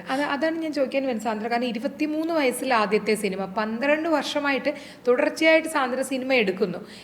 ഈ അസോസിയേഷൻ ഇത്രയും വർഷമായിട്ട് ഒരേ ആൾക്കാർ അല്ലേ ഭരിച്ചു പോകുന്ന ഇവിടത്തേക്ക് മത്സരിക്കാം അല്ലെങ്കിൽ ഞാനൊരു പോരിന് ഇറങ്ങുകയാണ് എന്ന് തീരുമാനിക്കുന്നത് എവിടെ വെച്ചാണ് സാന്ദ്ര? കാരണം ഇപ്പോൾ പറഞ്ഞല്ലോ പല ഘട്ടങ്ങളിലും സാന്ദ്ര പല ഘട്ടങ്ങളിലും എപ്പോഴും തന്നെ സാന്ദ്ര ഒറ്റയ്ക്കാണ്. അപ്പം ഇവർക്കെതിരെ ഈ ഒരു ശക്തമായ ഇതിനെതിരെ മത്സരിക്കാം എന്ന് തീരുമാനിക്കുന്നത് ഏതൊരു ഘട്ടത്തിലാണ്?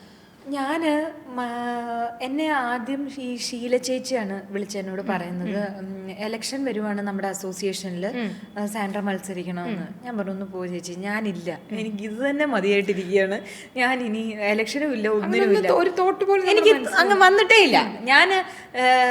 ഞാൻ ആക്ച്വലി അവിടെ കൊടുത്തേക്കുന്ന കത്തിനകത്ത് സ്ത്രീകൾ വരണം, സ്ത്രീകൾ അസോസിയേഷന്റെ മെയിൻ പൊസിഷനിലേക്ക് വരണമെന്നൊക്കെ പറഞ്ഞ് കൊടുത്തിട്ടുണ്ട്. അത് കാരണം നമ്മൾ പോയി ഇരിക്കുമ്പം ഒരു സ്ത്രീക്ക് നമ്മളെ മനസ്സിലാവും. അതെ, ഇപ്പൊ പോലും ഇപ്പൊ അമ്മ അസോസിയേഷനിൽ നടക്കുന്ന ഒരു ഇലക്ഷനെതിരെ ഇവർ പറയുന്ന ഒരു വലിയ ആരോപണമുണ്ട്, മമ്മൂട്ടിയുടെയും മോഹൻലാലിന്റെയും ആളാണ് ശ്വേത മേനൻ. അതുകൊണ്ട് അവിടെ ശ്വേത മേനോൻ ഒരു നല്ല കാൻഡിഡേറ്റ് അല്ല, അവർക്ക് അവിടെ ഇരിക്കാൻ യോഗ്യതയല്ല എന്ന് പറയുന്നുണ്ട്. അവിടെ ഞാൻ കാണുന്ന ഒരു പോസിറ്റീവ് സൈഡ് എന്താണെന്നറിയോ? അവരൊരു സ്ത്രീയാണ്, അവർക്കൊരു എന്തൊക്കെ ആരുടെയൊക്കെ ഇൻഫ്ലുവൻസിലിരുന്നാലും മറ്റൊരു സ്ത്രീ വന്ന് പറയുന്ന വിഷമം അവർക്ക് മനസ്സിലാക്കാൻ സാധിക്കും.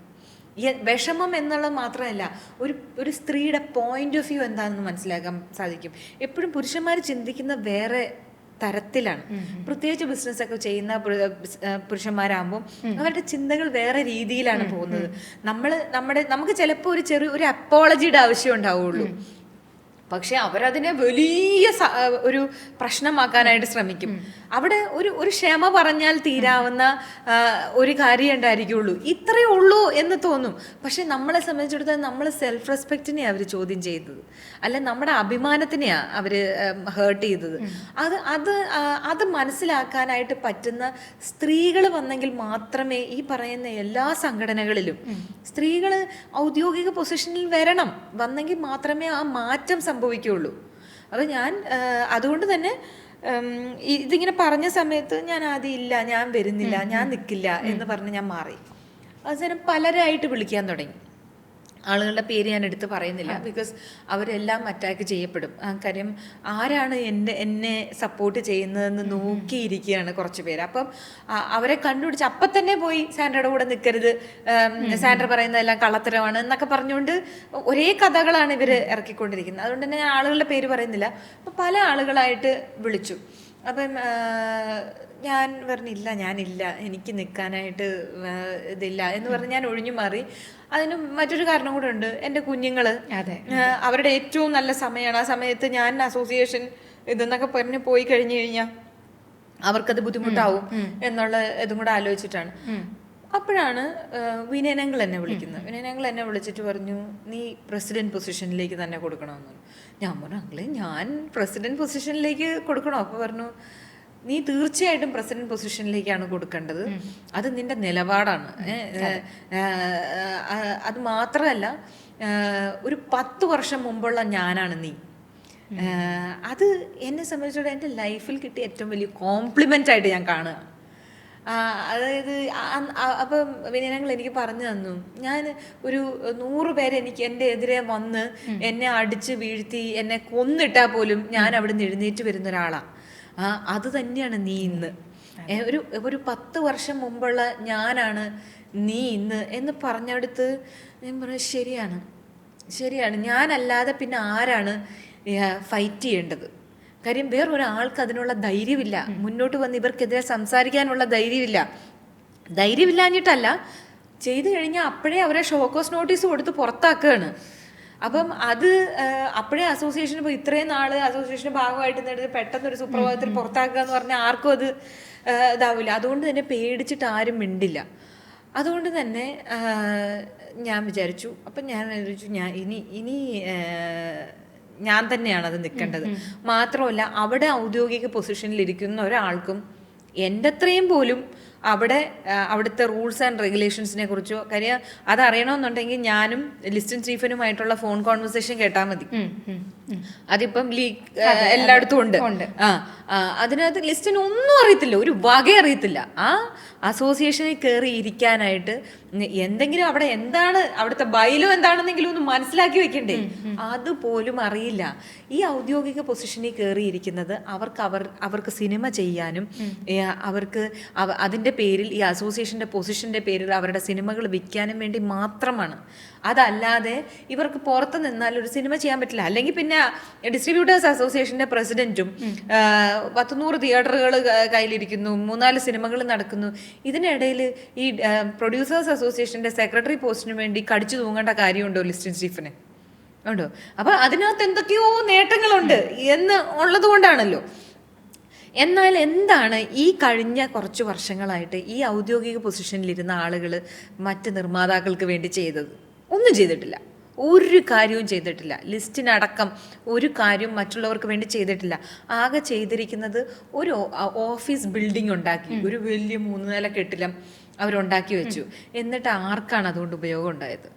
ഒരൊറ്റ നിർമ്മാതാവിന് അവിടെ സ്പേസ് കൊടുത്തിട്ടില്ല, അവിടെ അതുകൊണ്ട് ഉപകാരം ഉണ്ടായിട്ടില്ല. അപ്പോൾ അതുകൊണ്ട് തന്നെ ഒരു അഴിമതിയുടെ ഒരു എന്താ പറയുക, ഒരു അങ്ങേയറ്റം ആ ബിൽഡിങ് വാങ്ങിച്ചതും ആ സ്ഥലം വാങ്ങിച്ചതും ബിൽഡിങ് പണിതതും എല്ലാം മുഴുവൻ അഴിമതിയാണ്.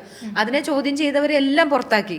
അതായത് 2016 610 പേരുണ്ടായിരുന്ന സംഘടന ഇന്ന് 310 പേരേ ഉള്ളൂ.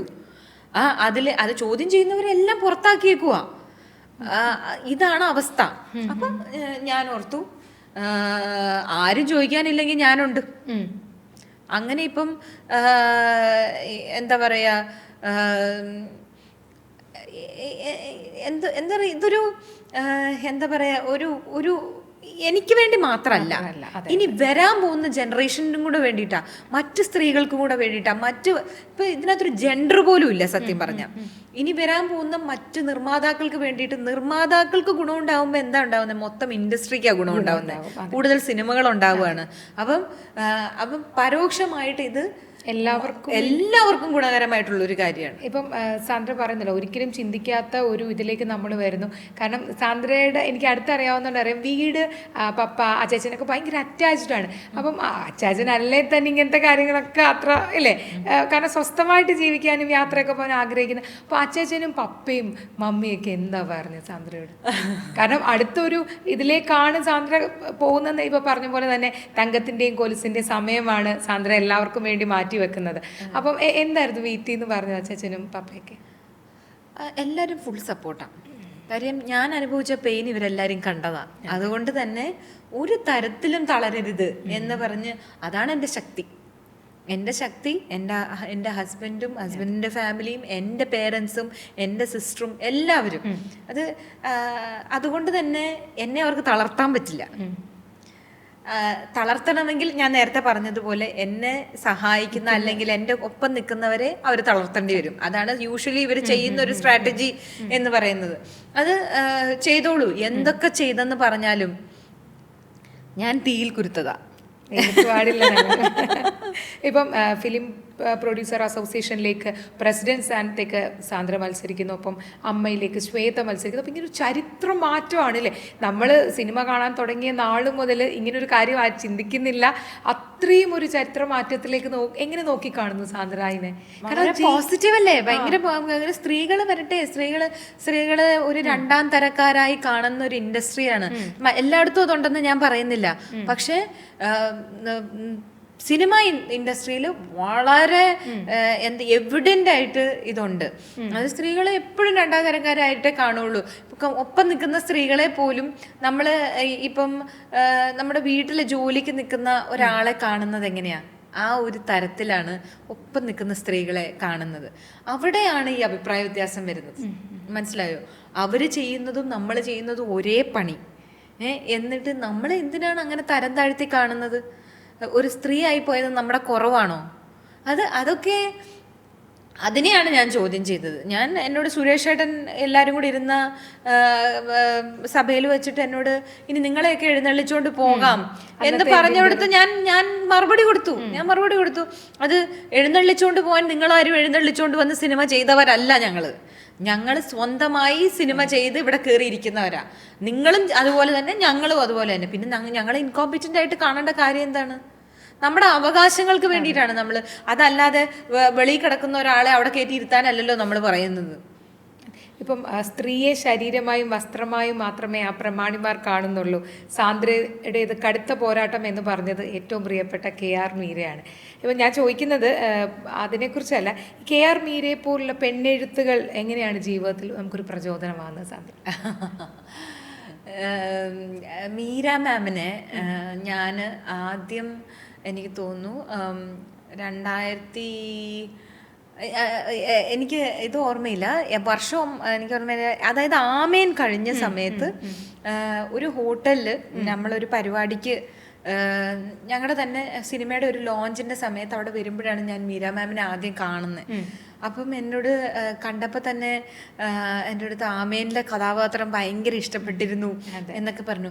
അന്ന് പക്ഷേ എനിക്കിത് ആരാന്ന് സത്യത്തിൽ എനിക്ക് അറിയില്ലായിരുന്നു. മനസ്സിലായോ? അതാ ഞാൻ പറഞ്ഞേ, ഞാനൊരു എന്താ പറയുന്ന ഒരു വളരെ ഒരു സാധാരണ പെൺകുട്ടി, അങ്ങനെ വലിയ വായനയില്ല, അങ്ങനെ കുറച്ച് സിനിമകളൊക്കെ കണ്ടിട്ടുണ്ട്, വലിയ എക്സ്പോഷർ ഇല്ല, വലിയ അങ്ങനെ ഒന്നും ഇല്ലാത്ത ഒരു സാധാരണ ആളായിരുന്നു. അപ്പം അതിൽ നിന്നാണ് പയ്യെ പയ്യെ എൻ്റെ എഫേർട്ടിലൂടെയാണ് ഞാനിതിലേക്കൊക്കെ വന്നത്. അന്ന് എനിക്ക് മീര മാമിനെ അറിയില്ലെങ്കിലും അന്ന് അവർ എൻ്റെ അടുത്ത് വന്ന് എന്നോട് ഇങ്ങോട്ട് ഇങ്ങനെ ഇതൊക്കെ ഇഷ്ടമാണെന്ന് പറഞ്ഞപ്പം ഓക്കെ ശരി എന്നൊക്കെ പറഞ്ഞ് പോയെങ്കിലും വർഷങ്ങൾക്ക് ശേഷം പിന്നെ ഞാൻ മീര മാമിനെ കാണുന്നത് കോഴിക്കോട് വെച്ച് ലിറ്ററേച്ചർ ഫെസ്റ്റിവൽ ഈ വർഷം അവിടെ വെച്ച് കണ്ടു. അപ്പോഴും ഹായ് ഒക്കെ പറഞ്ഞിട്ട് പോയി. അതിനുശേഷമാണ് മാം ഈ എഴുതി ഇടുന്നത്. അതിനുശേഷം ഞാൻ മാമുമായിട്ട് സംസാരിച്ചു. ഞാൻ മീര മാമായിട്ട് സംസാരിച്ച സമയത്ത് എൻ്റെ അടുത്ത് എന്തൊരു ഇൻസ്പയറിങ് ആയിട്ടാണെന്ന് അറിയോ സംസാരിക്കുന്നത്. അതായത് ഒരു ഇരുമ്പ് ചട്ട ഉണ്ടായിരുന്നെങ്കിൽ അടുത്ത പ്രാവശ്യം അത് ഇട്ടുകൊണ്ട് പോകണം സാൻഡ്ര എന്നാണ് എന്നോട് പറഞ്ഞത്. മനസ്സിലായി? അത്രയും കാര്യം നമ്മളിട്ട ബുർഖേനെ അല്ല ആളുകൾ എന്താണ് ഞാൻ പറയാൻ ഉദ്ദേശിച്ചത് എന്ന് അല്ലാതെ വേറെ തരത്തിൽ അതിനെ ഡൈവേർട്ട് ചെയ്ത് കൊണ്ടുപോകുന്ന കാണുമ്പോൾ, അതായത് ഈ സ്ത്രീകൾക്ക് വേണ്ടി സ്ത്രീ എന്താണെന്ന് മനസ്സിലാക്കി, അതായത് ഇപ്പം ഞാൻ അനുഭവിച്ചിട്ടുള്ള പല കാര്യങ്ങളും പല സ്ത്രീകളും പല ഘട്ടങ്ങളിൽ അനുഭവിച്ചിട്ടുള്ളവരായിരിക്കാം. അതുകൊണ്ട് തന്നെ ഇപ്പം നമ്മളെ മനസ്സിലാക്കി വരുന്നവരെ ഒരിക്കലും വേറൊരാൾക്കും ഇൻഫ്ലുവൻസ് ചെയ്യാൻ പറ്റില്ല. അതിനൊരു ഉദാഹരണമാണ് മീര മാം. ഇപ്പം എനിക്ക് എന്നെ സപ്പോർട്ട് ചെയ്ത് ഇങ്ങനെ ഒരു പോസ്റ്റ് ഇട്ടതിന് ശേഷം അവർക്കും ഈ പറയുന്ന പോലെ അറ്റാക്കും അവരെയും സ്വാധീനിക്കാനുള്ള ശ്രമങ്ങളും ഒക്കെ നടന്നു. എനിക്കത് കേൾക്കുമ്പോൾ ഭയങ്കര വിഷമാണ്. അങ്ങനെയൊക്കെ ഇത് നടക്കുന്നുണ്ടല്ലോ, ഇപ്പോഴും അവരെ പോലെ ഒരാളെ വരെ ഇൻഫ്ലുവൻസ് ചെയ്യാനായിട്ട് ശ്രമിക്കുന്നുണ്ടല്ലോ എന്നാലോചിക്കും. പക്ഷെ ഈ അൾട്ടിമേറ്റ്ലി അതൊരു സ്ത്രീയാണെന്നുള്ളത് ഈ പുരുഷന്മാർ മറക്കും. അതാണ് അതിനകത്തെ വിരോധാഭാസം എന്ന് പറയുന്നത്. ഈ വിളിച്ചു പറയുന്നവരുടെ അടുത്ത് മീര മാം പറഞ്ഞു, സാൻഡ്രയേക്കാൾ വൃത്തികെട്ടവളാണ് ഞാൻ, അതുകൊണ്ട് എന്നോട് ഇതൊന്നും പറയണ്ട കാര്യമില്ല. അതെ, ഈ ഇപ്പം ഞാൻ തന്നെ സാന്ദ്രനെ ഇന്റർവ്യൂ ചെയ്യാൻ വരുന്ന പറഞ്ഞാൽ സാന്ദ്രനെ ഒട്ടും പരിചയമില്ലാത്ത പക്ഷെ ഇങ്ങനെ കണ്ട ആൾക്കാർ പലരും എന്താ പറയുക അത്രയും സ്നേഹം എന്നോട് പറഞ്ഞു വിട്ടിട്ടുണ്ട്. കാരണം നമുക്ക് ഇപ്പൊ പറഞ്ഞ പോലെ ഒരു സ്ത്രീയെ മറ്റു സ്ത്രീക്ക് വളരെ നന്നായിട്ട് മനസ്സിലാക്കി കഴിഞ്ഞാൽ പിന്നെ അതിനകത്ത് പ്രത്യേകിച്ച് പറ്റില്ല. അതൊരു വലിയ കാര്യം തന്നെയാണ് സാന്ദ്ര. എനിക്ക് തോന്നുന്നു വളരെ ചെറുപ്പം മുതലേ ഈ ഫൈറ്റ് ചെയ്യാനുള്ളൊരു ഫയർ സാന്ദ്രയുടെ ഉള്ളിലുണ്ടാവും. എന്നിട്ടും എന്താണ് സ്വന്തം ഫ്രൈഡേ ഫിലിം ഹൗസ് ആ സ്ഥാപനത്തിന്റെ പേരുൾപ്പെടെ വിട്ടുകൊടുക്കാൻ തീരുമാനിക്കുന്നത് എവിടെയാണ്? അത് നമ്മൾ സ്നേഹത്തിന്റെ മുന്നിൽ തോറ്റുപോകും. അതാണ് ഞാൻ എപ്പോഴും ഫ്രൈഡേ ഫിലിം ഹൗസ് എൻ്റെ ഒരു ബേബിയായിരുന്നു. ഞാൻ ഏറ്റവും ഇഷ്ടത്തോടു കൂടി ഉണ്ടാക്കിയെടുത്ത ഒരു ബ്രാൻഡാണ്. അപ്പോൾ അതൊക്കെ സത്യമാണ്. പക്ഷെ അവിടെയും ഇപ്പോൾ വിജയ് ബാബു എന്ന് പറയുന്ന വ്യക്തി എൻ്റെ ഏറ്റവും അടുത്ത സുഹൃത്തുമായിരുന്നു. അപ്പോൾ ആ സുഹൃത്തുമായി ഉണ്ടായ ഒരു റിഫ്റ്റിൻ്റെ പേരിൽ അതിനു വേണ്ടിയിട്ടാണോ ഈ ഫൈറ്റ് വന്നത് എന്ന് കണ്ടപ്പോൾ എനിക്കിനി അത് വേണ്ട എന്നുള്ളൊരു തീരുമാനത്തിലേക്ക് വരും. പിന്നെ ഞാനിനി സിനിമ ചെയ്യുമെന്ന് ഞാൻ വിചാരിച്ചിട്ടുമില്ല. എനിക്ക് സിനിമയോട് ഞാൻ പറഞ്ഞില്ലേ എപ്പോഴും ഞാനിങ്ങനെ മാറിയാണ് നിന്നിരിക്കുന്നത്. അപ്പോൾ സിനിമ ഇനി എനിക്ക് വേണ്ട. അന്ന് വേറെ എന്തെങ്കിലും ബിസിനസ് ചെയ്യാം, ഇനി ബിസിനസ് ചെയ്യണമെങ്കിൽ ചെയ്യാം, അല്ലെങ്കിൽ എവിടെയെങ്കിലും ഒതുങ്ങിയിരിക്കാം എന്നൊക്കെ ഉള്ളൊരു പ്ലാൻ ആയിരുന്നു എനിക്ക് മടുത്തായിരുന്നു സത്യത്തിൽ ആ സമയം. ഞാനും എപ്പോഴും ആ ചോദ്യം ചോദിക്കണം. കാരണം ആ ഒരു സമയത്തെ ഇപ്പൊ ഈ നമ്മൾ പറഞ്ഞ പോലെ കടുത്ത മാനസിക സംഘർഷങ്ങൾ ഉപദ്രവങ്ങൾ പല കാര്യങ്ങളിലൂടെ കടന്നുപോയ സാന്ദ്ര വീണ്ടും സിനിമയിലേക്ക്, അല്ലെങ്കിൽ സിനിമയെ എനിക്ക് തോന്നുന്നു സിനിമ സാന്ദ്രയെ ഒരുപാട് ആഗ്രഹിച്ചിരുന്നിരിക്കണം. അതുകൊണ്ടായിരിക്കും ആ വിധി വീണ്ടും സാന്ദ്രനെ, അല്ലെങ്കിൽ ഇതൊക്കെ നമ്മളിലേക്ക് എഴുതി ചേർത്തിരിക്കുന്ന കാര്യങ്ങളായതുകൊണ്ടാവും. ഞാനത് ഇട്ടേച്ച് പോകുന്ന സമയത്ത് ഞാൻ ഒരിക്കലും വിചാരിച്ചില്ല ഞാൻ തിരിച്ചു വരും എന്നുള്ളത്. കാര്യം എന്തെങ്കിലും ഒരു കാര്യം പറഞ്ഞു കഴിഞ്ഞാൽ അതിൽ നിന്ന് മാറുന്നൊരു സ്വഭാവം എനിക്കില്ല. അപ്പൊ ഞാൻ വരത്തില്ല എന്ന് ഉറപ്പിച്ച് വിചാരിച്ചിരുന്നിടത്താണ് എൻ്റെ പപ്പ വന്ന് സിനിമ ചെയ്യുന്നു. അപ്പം ഞാൻ വരില്ല എന്ന് കണ്ടു കഴിഞ്ഞപ്പോൾ എന്നെ അതിനകത്തേക്ക് ഇറക്കാനായിട്ടുള്ള പപ്പയുടെ ഒരു അടവും കൂടെ ആയിരുന്നു അത്. അപ്പൊ പപ്പ ഇറങ്ങി കഴിഞ്ഞപ്പോ പപ്പ പോയി പെടരുതല്ലോ എന്ന് വിചാരിച്ചു ഞാൻ വന്നുപോയി വന്നു കഴിഞ്ഞപ്പോ പിന്നെ നമുക്ക് ഈ കോണ്ടാക്ട്സ് മെയിൻറ്റെയിൻ ചെയ്യാനും നമുക്കൊരു ബിസിനസ് നടത്താനും ഒക്കെ ഇത് കണ്ടിന്യൂസ് ആയിട്ട് ചെയ്തെങ്കിൽ മാത്രമേ ഈ ഇൻഡസ്ട്രി നമുക്ക് പിടിച്ചു നിൽക്കാൻ പറ്റുള്ളൂ. അതിന്റെ ഭാഗമായിട്ട് അതിന്റെ ഭാഗമായിട്ട് അപ്പൊ അടുത്ത് ഇതിൽ എന്തെങ്കിലും പ്രശ്നം വരുമ്പോ അടുത്തതിൽ സോൾവ് ചെയ്യും, അതിന്റെ അടുത്തത് ഇങ്ങനെ പ്രോജക്റ്റുകളായി. അതാണ് സംഭവിച്ചത്. അല്ലാതെ ഇപ്പോഴും ഇപ്പോൾ ഭയങ്കര സിനിമയോട് പാഷനേറ്റ് ആയി നിൽക്കുന്ന ഒരാളല്ല ഞാൻ. പക്ഷെ എനിക്കറിയാവുന്ന ബിസിനസ് ഇതായതുകൊണ്ടും മറ്റൊരാൾ അതിനകത്ത് പോയി പെടരുത് എന്നുള്ളതുകൊണ്ട് ഇപ്പം എനിക്ക് പലരും ഞങ്ങളുടെ കയ്യിൽ ഇത്ര രൂപയുണ്ട്, ഞാൻ ഇൻവെസ്റ്റ് ചെയ്യട്ടെ, ഞാൻ സിനിമ ചെയ്യട്ടെ എന്നൊക്കെ പറഞ്ഞു, അല്ലെങ്കിൽ എൻ്റെ മോന് സിനിമയിൽ അഭിനയിക്കാൻ ആഗ്രഹം, എൻ്റെ മോൾക്ക് സിനിമയിൽ അഭിനയിക്കാൻ ആഗ്രഹം എന്നൊക്കെ പറയുന്നവരുടെ അടുത്ത് ഞാൻ മാക്സിമം നിരുത്സാഹപ്പെടുത്തി വിടും. കാര്യം എന്തുകൊണ്ട് അതായത് നിരുത്സാഹപ്പെടുത്തുക എന്ന് പറയുന്നത് അതിൻ്റെ ദോഷവശങ്ങൾ പറഞ്ഞു കൊടുക്കും. ഇതൊക്കെയാണ് അതിൻ്റെ ദോഷവശങ്ങൾ. ഇതിനെ ഫേസ് ചെയ്യാൻ നിങ്ങൾ തയ്യാറാണെങ്കിൽ ധൈര്യമായിട്ട് വരാം, ഇതൊന്നും എനിക്ക് പ്രശ്നമല്ല, എൻ്റെ ലക്ഷ്യമാണ് എനിക്ക് പ്രധാനം എന്ന് തോന്നുന്ന ആൾക്കാർക്ക് വരാം. അങ്ങനെയുള്ള ഒരു ധൈര്യമായിട്ട് വന്നു, ഒരു കുഴപ്പമില്ല. ആ സമയം എങ്ങനെയും സിനിമയിൽ കയറിയിട്ട് വേണം രക്ഷപ്പെടാൻ എന്ന് വിചാരിച്ച് നിൽക്കുന്നവർക്ക് നടക്കില്ല. അങ്ങനെയുള്ള ഒരു രക്ഷപ്പെടുകയേ ഇല്ല, മനസ്സിലായോ? ആ ഒരു ഇതിൽ നിന്ന് കഴിഞ്ഞാൽ. പക്ഷെ ചിലര് പെട്ടെന്ന്, ചിലർക്ക് ഭാഗ്യം ഉണ്ടാവും. എത്ര പേരാ രക്ഷപ്പെടുന്നത്? വളരെ ചുരുക്കം പേരേ ഉള്ളൂ. ബാക്കിയുള്ളവരെല്ലാം സ്ട്രഗിളിങ്ങാ. അപ്പം അത് കണ്ടുകൊണ്ടിരിക്കുന്നത് തന്നെ നമുക്ക് ബുദ്ധിമുട്ടാണല്ലോ. നമ്മൾ എന്തോരം പേര് ഇങ്ങനെയുള്ളവരെ കാണുന്നത്. അപ്പം ചേച്ചി അടുത്ത മാസം ഏതെങ്കിലും ഒരു പടം എനിക്ക് കിട്ടും, അപ്പം ഞാൻ തിരിച്ചു തരാം എന്ന് പറഞ്ഞ് പൈസ ചോദിക്കുന്നവർ ഒത്തിരി പേരുണ്ട്. അപ്പം ഇങ്ങനെ എന്തെങ്കിലും ഒരു നിവൃത്തിയുണ്ടോ ചേച്ചി അത് ചെയ്യാൻ, ഇത് ചെയ്യാൻ. അപ്പം ഞാനത് ഇവർക്ക് വേറൊരു ജോലി ചെയ്യാനൊരു അവസരം ഉണ്ടായിട്ടും അത് ചെയ്യാതെ അവർ സിനിമയിൽ പിടിച്ചു നിൽക്കാൻ ശ്രമിക്കുകയാണ്. അങ്ങനെയുള്ളവരോട് നിൽക്കരുതെന്നല്ല ഞാൻ പറഞ്ഞത്, എന്തെങ്കിലും ഒരു അവസരം വരും. പക്ഷെ ഇതൊക്കെ ഫേസ് ചെയ്യാൻ നിങ്ങൾ തയ്യാറായിരിക്കണം. അവിടെ ഒരു സുപ്രഭാതത്തിൽ നിങ്ങൾ പലരും ഇപ്പം ചെയ്യുന്ന ഒരു കാര്യമാണ്, ഒരു സുപ്രഭാതത്തിൽ സൂസൈഡ് ചെയ്യാൻ നോക്കുകയും ഇനി എനിക്ക് ജീവിക്കേണ്ട സിനിമയില്ലെങ്കിൽ ഞാൻ ആത്മഹത്യ ചെയ്യാൻ പോവാന്നുള്ളൊരു ആ ഒരു മൈൻഡ് സെറ്റിലേക്ക് വരരുത്. എനിക്കിതില്ലേലും എനിക്ക് ജീവിക്കാൻ പറ്റും, എനിക്കിതല്ലെങ്കിൽ വേറൊരു ജോലിയുണ്ട്, എനിക്ക് അതിപ്പം സൂസൈഡിന്റെ കാര്യം പറഞ്ഞുകൊണ്ട് ഞാൻ പറയാണ്, എല്ലാം എൻഡ് ഓഫ് ദി വേൾഡ് ആണെന്ന് വിചാരിക്കരുത്. എൻ്റെ കഥ ഇവിടെ തീർന്നു, എനിക്കിനി മുന്നോട്ട് പോകാൻ പറ്റില്ല, എനിക്കിനി ജീവിക്കാൻ ഒരു മാർഗവും ഞാൻ കാണുന്നില്ല എന്ന് തെറ്റിദ്ധാരണയാണ്. അങ്ങനെ പലതവണ വീണിട്ടുള്ള ഒരാളാണ് ഞാൻ. ഇനി എനിക്ക് കയറാൻ പറ്റില്ല, ഇനി എനിക്ക് ഒരു തരത്തിലും. ഫ്രൈഡേ ഫിലിം ഹൗസിൽ നിന്ന് ഞാൻ ഇറങ്ങി വരുന്ന സമയത്ത് എൻ്റെ ബാങ്കിൽ 0 ബാലൻസാണ്, എൻ്റെ കയ്യിൽ ഒന്നും ഉണ്ടായിരുന്നില്ല.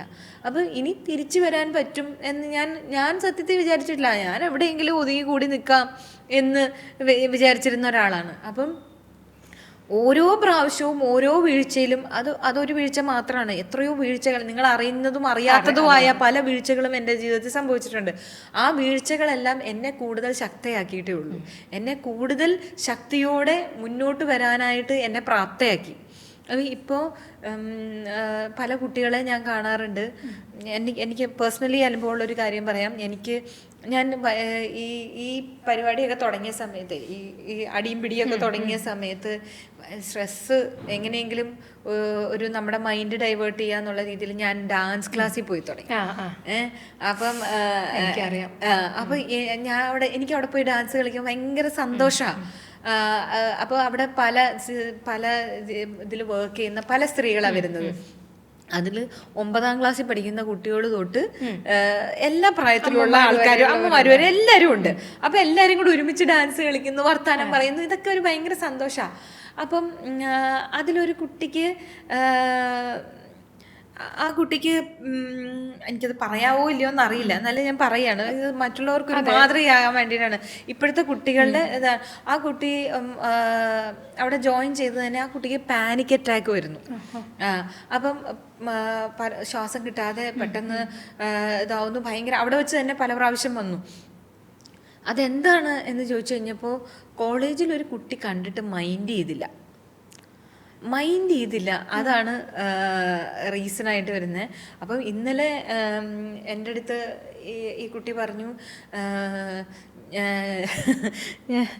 ഞാൻ പൊളിയാ ചേച്ചി എന്ന് പറഞ്ഞു. അപ്പം ഞാൻ പറഞ്ഞു അടിപൊളി, അങ്ങനെ വേണം എന്ന് പറഞ്ഞു. അപ്പോൾ പറഞ്ഞു ഞാൻ ഇന്നലെ അവൻ എൻ്റെ മുന്നിൽ വന്ന് നിന്നു. അപ്പം എനിക്ക് വീണ്ടും പാനിക് അറ്റാക്ക് ഉണ്ടായി. അപ്പം ഞാൻ പ്രിൻസിപ്പളിൻ്റെ റൂമിൽ കയറി ചെന്നിട്ട് ഞാൻ പറഞ്ഞു എനിക്ക് ടി സി വേണമെന്ന്. എനിക്ക് ടി സി വേണം, ഞാൻ പോവാന്ന് പറഞ്ഞു. അപ്പോൾ ഇനി കുറച്ച് ദിവസം കഴിഞ്ഞിട്ട് കോളേജിലേക്ക് പോകുന്നുള്ളൂ എന്ന് പറഞ്ഞു. എന്നിട്ട് ഇങ്ങനെ അഭിമാനിച്ച് നിൽക്കാണ്. അപ്പം ഞാൻ ചോദിച്ചു, ഈ പ്രിൻസിപ്പളിനോട് പറയാൻ കാണിച്ച ധൈര്യത്തിന്റെ പകുതി ധൈര്യം പോരെ ആ ചെറുക്കനോട് പോടാ പുല്ലേ എന്ന് പറയാൻ? പോരെ? അതെന്താണ് എന്നാണ് എനിക്ക് മനസ്സിലാവാത്തത്. നമ്മൾ ഈ വാലിഡേഷന് വേണ്ടിയിട്ട് കിടന്ന് എന്താണ് ഇപ്പോഴത്തെ ജനറേഷൻ അങ്ങനെ ആയതാണോ? ഞാൻ പാനിക് അറ്റാക്ക് എന്ന് പറഞ്ഞാൽ പലപ്പോഴും അല്ലേ സാന്ദ്ര, ഇപ്പോഴും ആൾക്കാർക്ക് ഈ ഡിപ്രഷൻ അല്ലെങ്കിൽ പാനിക് അറ്റാക്ക് ഈ വേർഡൊന്നും കറക്റ്റ് എന്താണെന്ന് മനസ്സിലാവും. ഞാൻ തന്നെ ഈ കാര്യത്തിനാണോ എന്നാണ് ഞാനിങ്ങനെ ആലോചിച്ചുകൊണ്ട്. അത്രയും പോലും താങ്ങാനുള്ളൊരു കരുത്തില്ല. നമ്മൾ ആലോചിക്കുമ്പം ഇത് എന്തൊരു സിമ്പിൾ കാര്യമാണെന്ന് ആലോചിക്കും. ഞാൻ വന്ന് നിൽക്കുന്ന അപ്പൊ തിരിച്ചു നിൽക്കുന്ന എന്റെ അവസ്ഥ ഒന്ന് ആലോചിച്ച് നോക്കും. ഞാൻ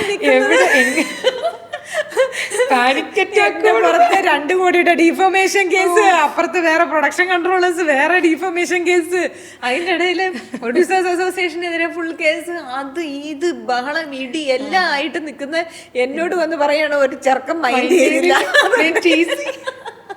അല്ല, നമ്മള് കുട്ടികൾ അത്ര നിസ്സാരമായിട്ടാണ് അല്ലേ ആ പ്രശ്നങ്ങളൊക്കെ ഇങ്ങനെ കുഞ്ഞി കുഞ്ഞി കാര്യങ്ങൾ, ഇതൊക്കെ നമ്മൾ എന്തെല്ലാം കാര്യങ്ങളിലൂടെ കടന്നു പോകേണ്ടിയിരിക്കും. അതെന്താന്ന് പറഞ്ഞാൽ നമ്മള് പേരന്റിങ്ങിൽ ചെയ്യുന്നൊരു മിസ്റ്റേക്ക് ഉണ്ട്. അതായത് കുട്ടികൾക്ക് വേണ്ടതെല്ലാം കൊടുക്കും, എന്താഗ്രഹിച്ചാലും ആഗ്രഹിക്കുന്നതിന് മുമ്പ് കൊടുക്കുക. അപ്പം അത് ചെയ്യരുത്. അതിന്റെ ആവശ്യം എന്താണെന്നുള്ളത് ആ കുട്ടി മനസ്സിലാക്കണം. ഇനി എല്ലാം ആവശ്യം ഉണ്ടെങ്കിൽ പോലും ചില സാധനങ്ങൾ നമുക്ക് കിട്ടില്ല എന്ന് മനസ്സിലാക്കണം. നമുക്ക് ഇഷ്ടമുള്ള സാധനങ്ങൾ പലപ്പോഴും നമുക്ക് കിട്ടിക്കൊള്ളണമെന്നില്ല. അപ്പൊ ഞാൻ എൻ്റെ ഹസ്ബൻഡിനോട് ഞാൻ പറയും, നമുക്കിപ്പൊ നമ്മളെ കൊണ്ട് എല്ലാം വാങ്ങിച്ചു കൊടുക്കാൻ പറ്റും. ഇത് വാങ്ങിക്കാൻ പറ്റാത്ത, നമുക്ക് വാങ്ങിച്ചു കൊടുക്കാൻ പറ്റാത്തൊരു സാധനമാണ് ഇവർ ചോദിക്കുന്നതെങ്കിൽ അന്ന് ഇവരെങ്ങനെ നമ്മളോട് റിയാക്ട് ചെയ്യും? അതുകൊണ്ട് എല്ലാം ഒന്നും നമ്മൾ കൊടുക്കേണ്ട ആവശ്യമില്ല. അവർക്ക് അത്ര അത്യാവശ്യം എന്ന് തോന്നുന്ന കാര്യങ്ങൾ മാത്രം ചെയ്തു കൊടുക്കുക. അത് ഈ പേരൻസ് എനിക്ക് കിട്ടിയില്ല അതുകൊണ്ട് എൻ്റെ മക്കൾക്ക് ഇത് വേണം, എൻ്റെ മക്കൾക്ക് അതിന് ഒരു കുറവും ഉണ്ടാവരുത്, എൻ്റെ മക്കളെ ഞാൻ എല്ലാ രീതിയിലും പ്രൊട്ടക്ട് ചെയ്യരുത്. വീഴട്ടെ, അവര് വീട് പഠിക്കട്ടെ. അവര് ചെറിയ ചെറിയ വീഴ്ചകളിൽ നിന്നേ നമ്മുടെ ജീവിതത്തിന്റെ വലിയ വലിയ പാഠങ്ങൾ പഠിക്കുകയുള്ളൂ. അപ്പൊ നമ്മളെപ്പോഴാ നമ്മുടെ മുന്നിൽ പുതിയൊരു ലോകം തുറക്കുന്നത് നമ്മുടെ ഒരു ഏറ്റവും അടുത്ത സുഹൃത്ത് നമ്മളെ ചതിക്കുമ്പോൾ. നമ്മൾ ഏറ്റവും വിശ്വസിച്ചിരുന്ന ആൾ നമ്മളെ ചതിക്കുമ്പോൾ, നമ്മളൊരു ബിസിനസ്സിൽ നമ്മൾ ഫെയിലിയർ ആവുമ്പോൾ, നമ്മൾ തോക്കുന്നിടത്ത് നിന്നാ നമ്മുടെ മുന്നിൽ പുതിയ ലോകങ്ങൾ തുറന്നു കിട്ടുന്നത്. അപ്പം തോക്കട്ടെ പിള്ളേര്. ഞാൻ എൻ്റെ പിള്ളേരോട് പറയും, ഒന്നിലും ചേർന്നില്ലെങ്കിലും സ്പോർട്സിൽ ചേരണം. സ്പോർട്സിനകത്ത് ഒരു കോംപ്രമൈസും വേണ്ട. സ്പോർട്സ് ജയിക്കില്ല. തോറ്റു വേണം പഠിക്കാൻ. എന്ന് വെച്ചാൽ നമ്മൾ മത്സരിക്കണം. എന്നാലും നമ്മൾ മത്സരിച്ചുകൊണ്ടേയിരിക്കണം. എന്ന് വെച്ചാൽ എല്ലായിടത്തും കോമ്പറ്റീറ്റീവ് ആവുക എന്നല്ല ഞാൻ ഉദ്ദേശിച്ചത്. നമ്മൾ ജയിക്കാൻ വേണ്ടിയിട്ടല്ല, നമ്മൾ പാർട്ടിസിപ്പേറ്റ് ചെയ്യണം. ഞാൻ ഇന്ന് എൻ്റെ പിള്ളേരുടെ സ്കൂളിൽ ടാലന്റ് ഡേ ആയിരുന്നു. അപ്പം എൻ്റെ ഏറ്റവും അടുത്ത ഫ്രണ്ട് ഇന്ന് എൻ്റെ വീട്ടിലാണ് താമസിച്ചിരുന്നത്, അഫി എന്ന് പറഞ്ഞിട്ട്. അപ്പം അഫി അടുത്ത് നമ്മുടെ വീടിനടുത്ത് തന്നെ ഒരു സ്കൂളിൽ ടീച്ചറാണ്. അഫിയുടെ വീട്ടിൽ ആരും ഇല്ലാത്തതുകൊണ്ട് അവർ പുറത്തായതുകൊണ്ട് ഇന്നലെ ഞങ്ങളുടെ കൂടെ വന്ന് താമസിച്ചതാണ്. അപ്പം ഇന്ന് ടാലൻറ്റ് ഷോയ്ക്ക് രാവിലെ പിള്ളേർ പോകാനായിട്ട് പോവുക. അപ്പം ഡാൻസ് പിള്ളേർ ചെയ്തുകൊണ്ടിരുന്ന സമയത്ത് അവർക്കിഷ്ടമുള്ള ഡാൻസാണ് അവർ കളിക്കുന്നത്. അവർക്കിഷ്ടമുള്ള രീതി, നിങ്ങൾക്ക് ഇഷ്ടമുള്ള പാട്ട് നിങ്ങൾ സെലക്ട് ചെയ്തോന്ന് ഞാൻ പറഞ്ഞു. അപ്പോൾ അവരൊരു പാട്ട് സെലക്ട് ചെയ്തു. എന്നിട്ട് അവർക്ക് ഇഷ്ടമുള്ള രീതിയിൽ 2 പേർക്കും നല്ല ഡാൻസ് മൂവ്സ് ഉണ്ട്. അതുകൊണ്ട് ഞാനൊന്നും പറഞ്ഞു കൊടുക്കേണ്ട ആവശ്യമൊന്നുമില്ല, ഞാൻ അവരെ പഠിപ്പിക്കാൻ വിടേണ്ട ആവശ്യമില്ല. അപ്പം അവർ 2 പേരും ഇഷ്ടമുള്ള രീതിയിൽ കളിച്ചു. അപ്പം ആഫി പറഞ്ഞു കൊടുത്തു, നിങ്ങളെ സമ്മതിക്കണം കേട്ടോ എന്നാണ്. അപ്പം ഞാൻ ചോദിച്ചു എന്തേ? അല്ല, ഞാനാണേ പോലും മോളെ കൈ ശരിയാക്ക്, അങ്ങനെ വെക്ക്, ഇങ്ങനെ വെക്ക്, അങ്ങനെയല്ലല്ലോ പഠിച്ചത്, ഇങ്ങനെ വെക്ക് എന്നൊക്കെ പറയും. പക്ഷെ നിങ്ങൾ അതിലൊന്ന് അവരവരുടെ ഇഷ്ടത്തിന് കളിക്കട്ടെ എന്നല്ലേ പറയുന്നത്. അപ്പം എന്നെ സംബന്ധിച്ചിടത്തോളം അവർ പാർട്ടിസിപ്പേറ്റ് ചെയ്യുക എന്നുള്ളതാണ്. അവർ പാർട്ടിസിപ്പേറ്റ് ചെയ്യട്ടെ, അവർ ജയിക്കേണ്ടെന്നേ. അവർ കൊച്ചിലെ ജയിച്ചാൽ എല്ലാത്തിലും അവർ ഞാൻ തന്നെ ജയിച്ച് നിൽക്കണം എന്നുള്ളൊരു തോന്നൽ അവർക്ക് വരും. തോറ്റാൽ അവരെ കൊണ്ട് അത് താങ്ങാൻ പറ്റില്ല. ആ തോൽവി എന്താന്ന് കുഞ്ഞുങ്ങൾ മനസ്സിലാക്കി വരണം. ഞാനും പെട്ടെന്ന് എന്നിലെ അമ്മയെ ആലോചിക്കാൻ ഞാൻ ഇങ്ങനെയൊക്കെ തന്നെ അതങ്ങനെ ചെയ്യൂ ഇങ്ങനെ പെർഫെക്റ്റ് ആക്കൂ എന്ന് പറഞ്ഞുകൊണ്ടേയിരിക്കും. പക്ഷെ സാന്ദ്ര ഈ പറഞ്ഞപ്പോൾ ചിലർ വന്നിട്ട് ചില വീഡിയോകൾ സാന്ദ്രയുടെ വീഡിയോ കുട്ടികൾ മതിലിൽ നിന്ന് ചാടുന്ന വീഡിയോക്കൊക്കെ ഇവരിത് ചുമ്മാ അങ്ങനെ പറയുന്ന ഒരു സംഭവമുണ്ട്. പക്ഷെ എനിക്ക് എന്നെ സംബന്ധിച്ച് അഭിമാനിച്ച അമ്മയാണത്.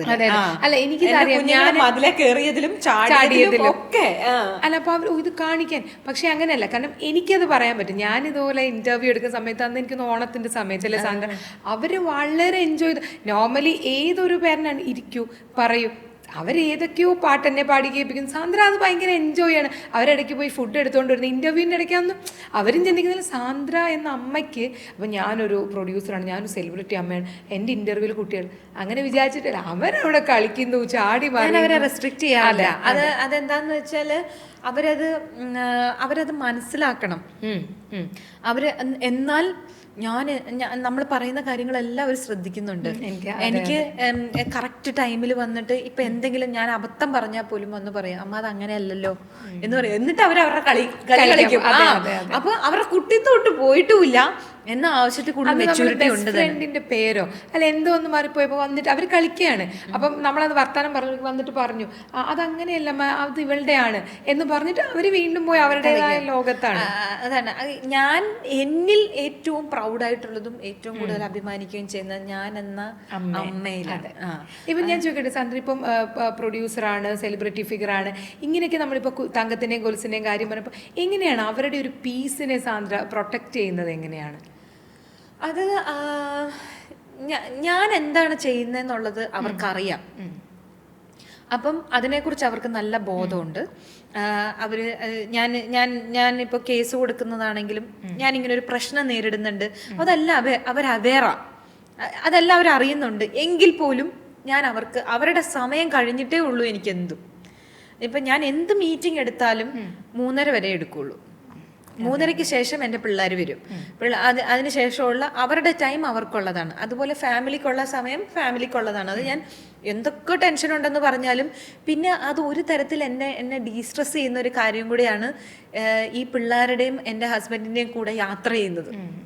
അപ്പം ഞങ്ങൾ 4 പേരും കൂടെ യാത്ര ചെയ്യുന്നത് എനിക്ക് ഭയങ്കര ഇഷ്ടമാണ്. അപ്പം അവർക്കുള്ള ക്വാളിറ്റി ടൈം എന്തൊക്കെ ടെൻഷനാണേലും ഞാൻ വെക്കും.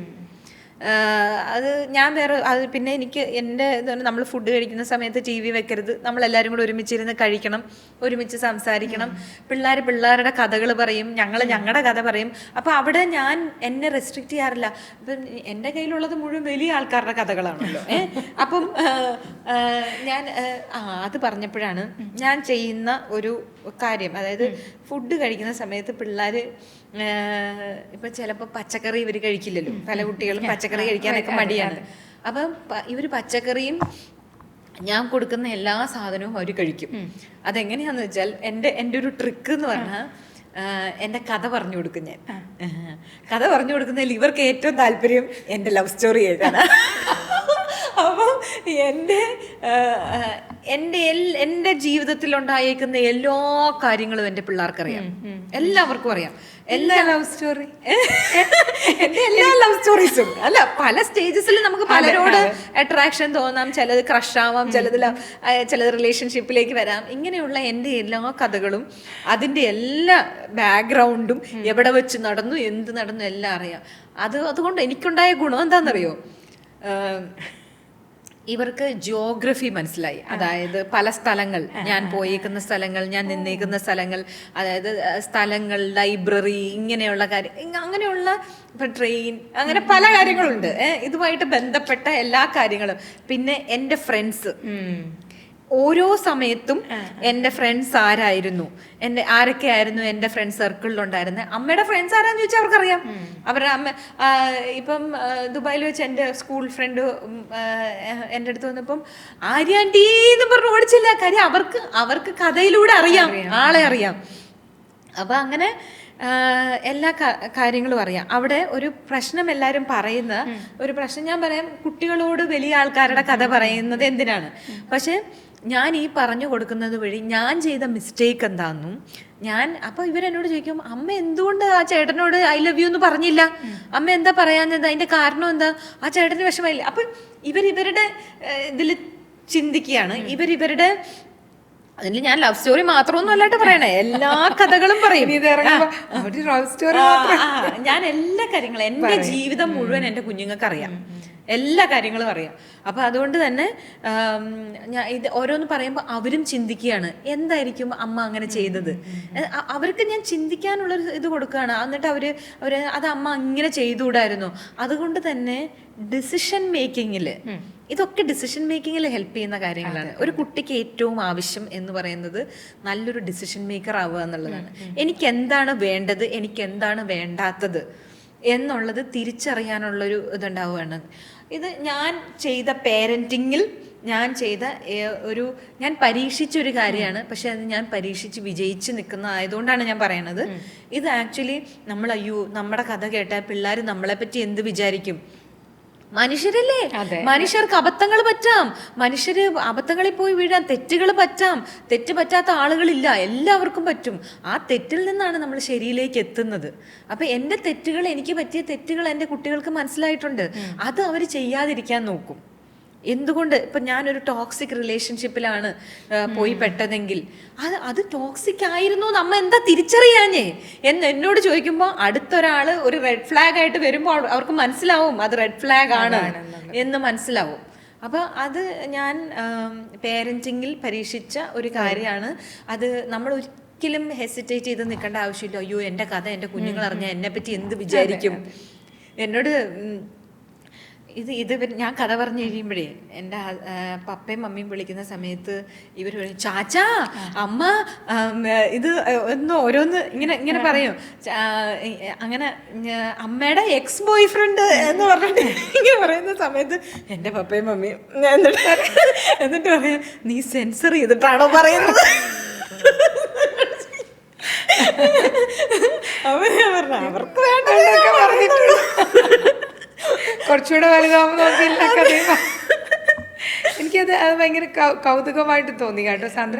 ഞാനും ഇങ്ങനെ നമ്മളിപ്പോൾ അമ്മയിലേക്ക് വരുമ്പോൾ നമ്മളും കുറച്ചൊക്കെ പറയും ഇങ്ങനത്തെ ഒരു കാര്യം അത് രസമുള്ളതായിരിക്കും കുട്ടികൾക്ക് കേട്ടിരിക്കാൻ, നമ്മളെ മനസ്സിലാക്കാൻ. നമ്മൾ ചെയ്ത തെറ്റുകളിൽ നിന്ന് അവർക്ക് നമ്മുടെ എക്സ്പീരിയൻസിൽ നിന്നാണ് അവർ മനസ്സിലാക്കുന്നത്. അല്ല നമ്മൾ അത് ചെയ്യരുത്, ഇത് ചെയ്യരുത്, അങ്ങനെ ചെയ്യരുതെന്ന് പറഞ്ഞാൽ പിള്ളേർ കേൾക്കില്ല. അത് എന്താണോ ചെയ്യരുതെന്ന് പറയുന്നത് അത് അവർ ചെയ്യും. അപ്പൊ അതുകൊണ്ട് തന്നെ നമ്മുടെ എക്സ്പീരിയൻസ് അവരുമായിട്ട് ഷെയർ ചെയ്യുന്നതാണ്. കഥകളില്ലാത്തവർക്ക് ഒരു ഫെയറി ടെയിലും തപ്പിപ്പോണ്ട. ഫെയറി ടെയിലൊക്കെ എവിടേക്കാണ് എത്തിക്കുന്നത്? ഫെയറി ടെയിലിനകത്തൊന്നും ഒരിക്കലും പ്രാക്ടിക്കൽ അല്ലാത്ത കാര്യങ്ങളാണ്. അപ്പം ഈ ഫെയറി ടെയിൽ പറഞ്ഞു കൊടുക്കുന്നതിന് പകരം സ്വന്തം കഥ പറഞ്ഞു കൊടുക്കും. നമുക്കൊക്കെ ഇത്രയും ജീവിതത്തിനിടയിൽ എന്തെല്ലാം കഥകൾ പറയാനുണ്ട്. ഇപ്പൊ സ്ത്രീയാണ്, ഭാര്യയാണ്, അമ്മയാണ്, സുഹൃത്താണ്, ബിസിനസ്സുകാരിയാണ്. പോരാളിയായ സാന്ദ്ര ഇതിലെവിടെയാണ് ഒറ്റപ്പെട്ടു പോകാറുള്ളത്? എപ്പോഴെങ്കിലും ഒക്കെ ഒറ്റപ്പെട്ട് പോവാറുള്ളത്, ഞാൻ ആദ്യം ഇതിനെതിരെ ഫൈറ്റ് ചെയ്യണം എന്ന് തീരുമാനിച്ചെടുത്ത് അപ്പം ഇതിൻ്റെ ആവശ്യമുണ്ടോ, എന്തിനാണ്, അതൊരു വലിയ അസോസിയേഷൻ അല്ലേ, അത് ഇത്രയും എനിക്ക് ഒറ്റയ്ക്ക് പിടിച്ചു നിൽക്കാൻ പറ്റുമോ, വലിയ ആൾക്കാർ എല്ലാം കൊണ്ടും വലിയ ഉന്നതിയിലിരിക്കുന്ന ആൾക്കാർ, അവർക്കെതിരെ ഞാൻ പറഞ്ഞാൽ ഞാൻ ഒറ്റപ്പെട്ടു പോവില്ലേ? മാത്രമല്ല ഇത് പുരുഷാധിപത്യമുള്ളൊരു സൊസൈറ്റിയിൽ എങ്ങനെയാണ് ഒരു സ്ത്രീ ഒറ്റയ്ക്ക് ഫൈറ്റ് ചെയ്യാൻ പോകുന്നത്? വേണ്ട, നമ്മൾ മിണ്ടാതിരിക്കുക. ഇത് നമുക്കൊരു അബദ്ധം പറ്റി, ഇനിയിപ്പം നമ്മൾ മിണ്ടാതിരിക്കുക. അത് ഇനി നമുക്ക് പറ്റാതിരിക്കാനായിട്ട് ഇനി നമ്മൾ അസോസിയേഷനിലേക്ക് പോകാതിരിക്കാം, അല്ലെങ്കിൽ നല്ല അസോസിയേഷനിൽ നിന്ന് നമുക്ക് മാറാം എന്നൊക്കെയുള്ള കാര്യങ്ങളായിരുന്നു ചുറ്റും നിന്നവരെല്ലാം പറഞ്ഞത്. പക്ഷെ അവിടെ ഞാൻ ഒറ്റയ്ക്കെടുത്ത തീരുമാനമാണ്, ഞാൻ ഫൈറ്റ് ചെയ്യും. എന്നെ അപമാനിച്ചവരുടെ മുന്നിൽ ഞാൻ അഭിമാനത്തോടെ പോയി നിൽക്കും. ഇനി അവരെ ചേട്ടാന്ന് വിളിച്ച് നിൽക്കാൻ എനിക്ക് വയ്യ. ഇനി അവരുടെ മുന്നിൽ ചേട്ടാന്ന് വിളിച്ച് നിൽക്കേണ്ടി വരുമല്ലോ എന്നുള്ളതായിരുന്നു എന്നെ തകർത്ത ഏറ്റവും വലിയ കാര്യം. എന്നെ അപമാനിച്ചവരുടെ മുന്നിൽ ഇനിയും ചേട്ടാ എന്ന് വിളിച്ച് നിൽക്കണ്ടേ? അത് ഞാൻ തയ്യാറായില്ല. അത് ആ സമയത്ത് ഒരു ചെറിയൊരു ടൈം പീരീഡിൽ ഞാൻ ഒറ്റപ്പെട്ടിട്ടുണ്ട്. പക്ഷെ ഞാൻ ഫൈറ്റ് ചെയ്യുന്നു. എൻ്റെ ദൃഢനിശ്ചയം കണ്ടു കഴിഞ്ഞപ്പോൾ എല്ലാവരും കൂടെ നിന്നു. അപ്പോൾ അതുകൊണ്ട് തന്നെ ഞാൻ പറഞ്ഞില്ലേ, എൻ്റെ ഒറ്റയ്ക്കെടുത്ത തീരുമാനം ആയതുകൊണ്ട് തന്നെ ഇതിൽ നിന്ന് എന്നെ ആർക്കും പിന്തിരിപ്പിക്കാൻ കഴിയില്ല. അല്ലാതെ നീ ഇത് കൊടുക്കണം, നീ ഇത് മുന്നോട്ട് വരണം, നീ ഇത് ചെയ്തേ പറ്റുള്ളൂ, സ്ത്രീകൾക്ക് വേണ്ടി ഇത് ചെയ്യണം, അങ്ങനെ ഇങ്ങനെ എന്നൊക്കെ പറഞ്ഞ് ആളുകൾ അങ്ങനെ ആരെങ്കിലും പറഞ്ഞ് ഞാൻ ചെയ്തു തരുന്നെങ്കിൽ ഞാൻ പലപ്പോഴും ഒന്ന് പിന്നോട്ട് മാറിയേനെ. മനസ്സിലായോ? അയ്യോ ഇത് വേണമായിരുന്നോ, ഞാൻ ചെയ്ത അവത്തായോ എന്നൊക്കെ ഉള്ളൊരു ഇതിലേക്ക് വന്നേനെ. ഇത് ഞാൻ ഒറ്റയ്ക്ക് എടുത്ത തീരുമാനമാണ്.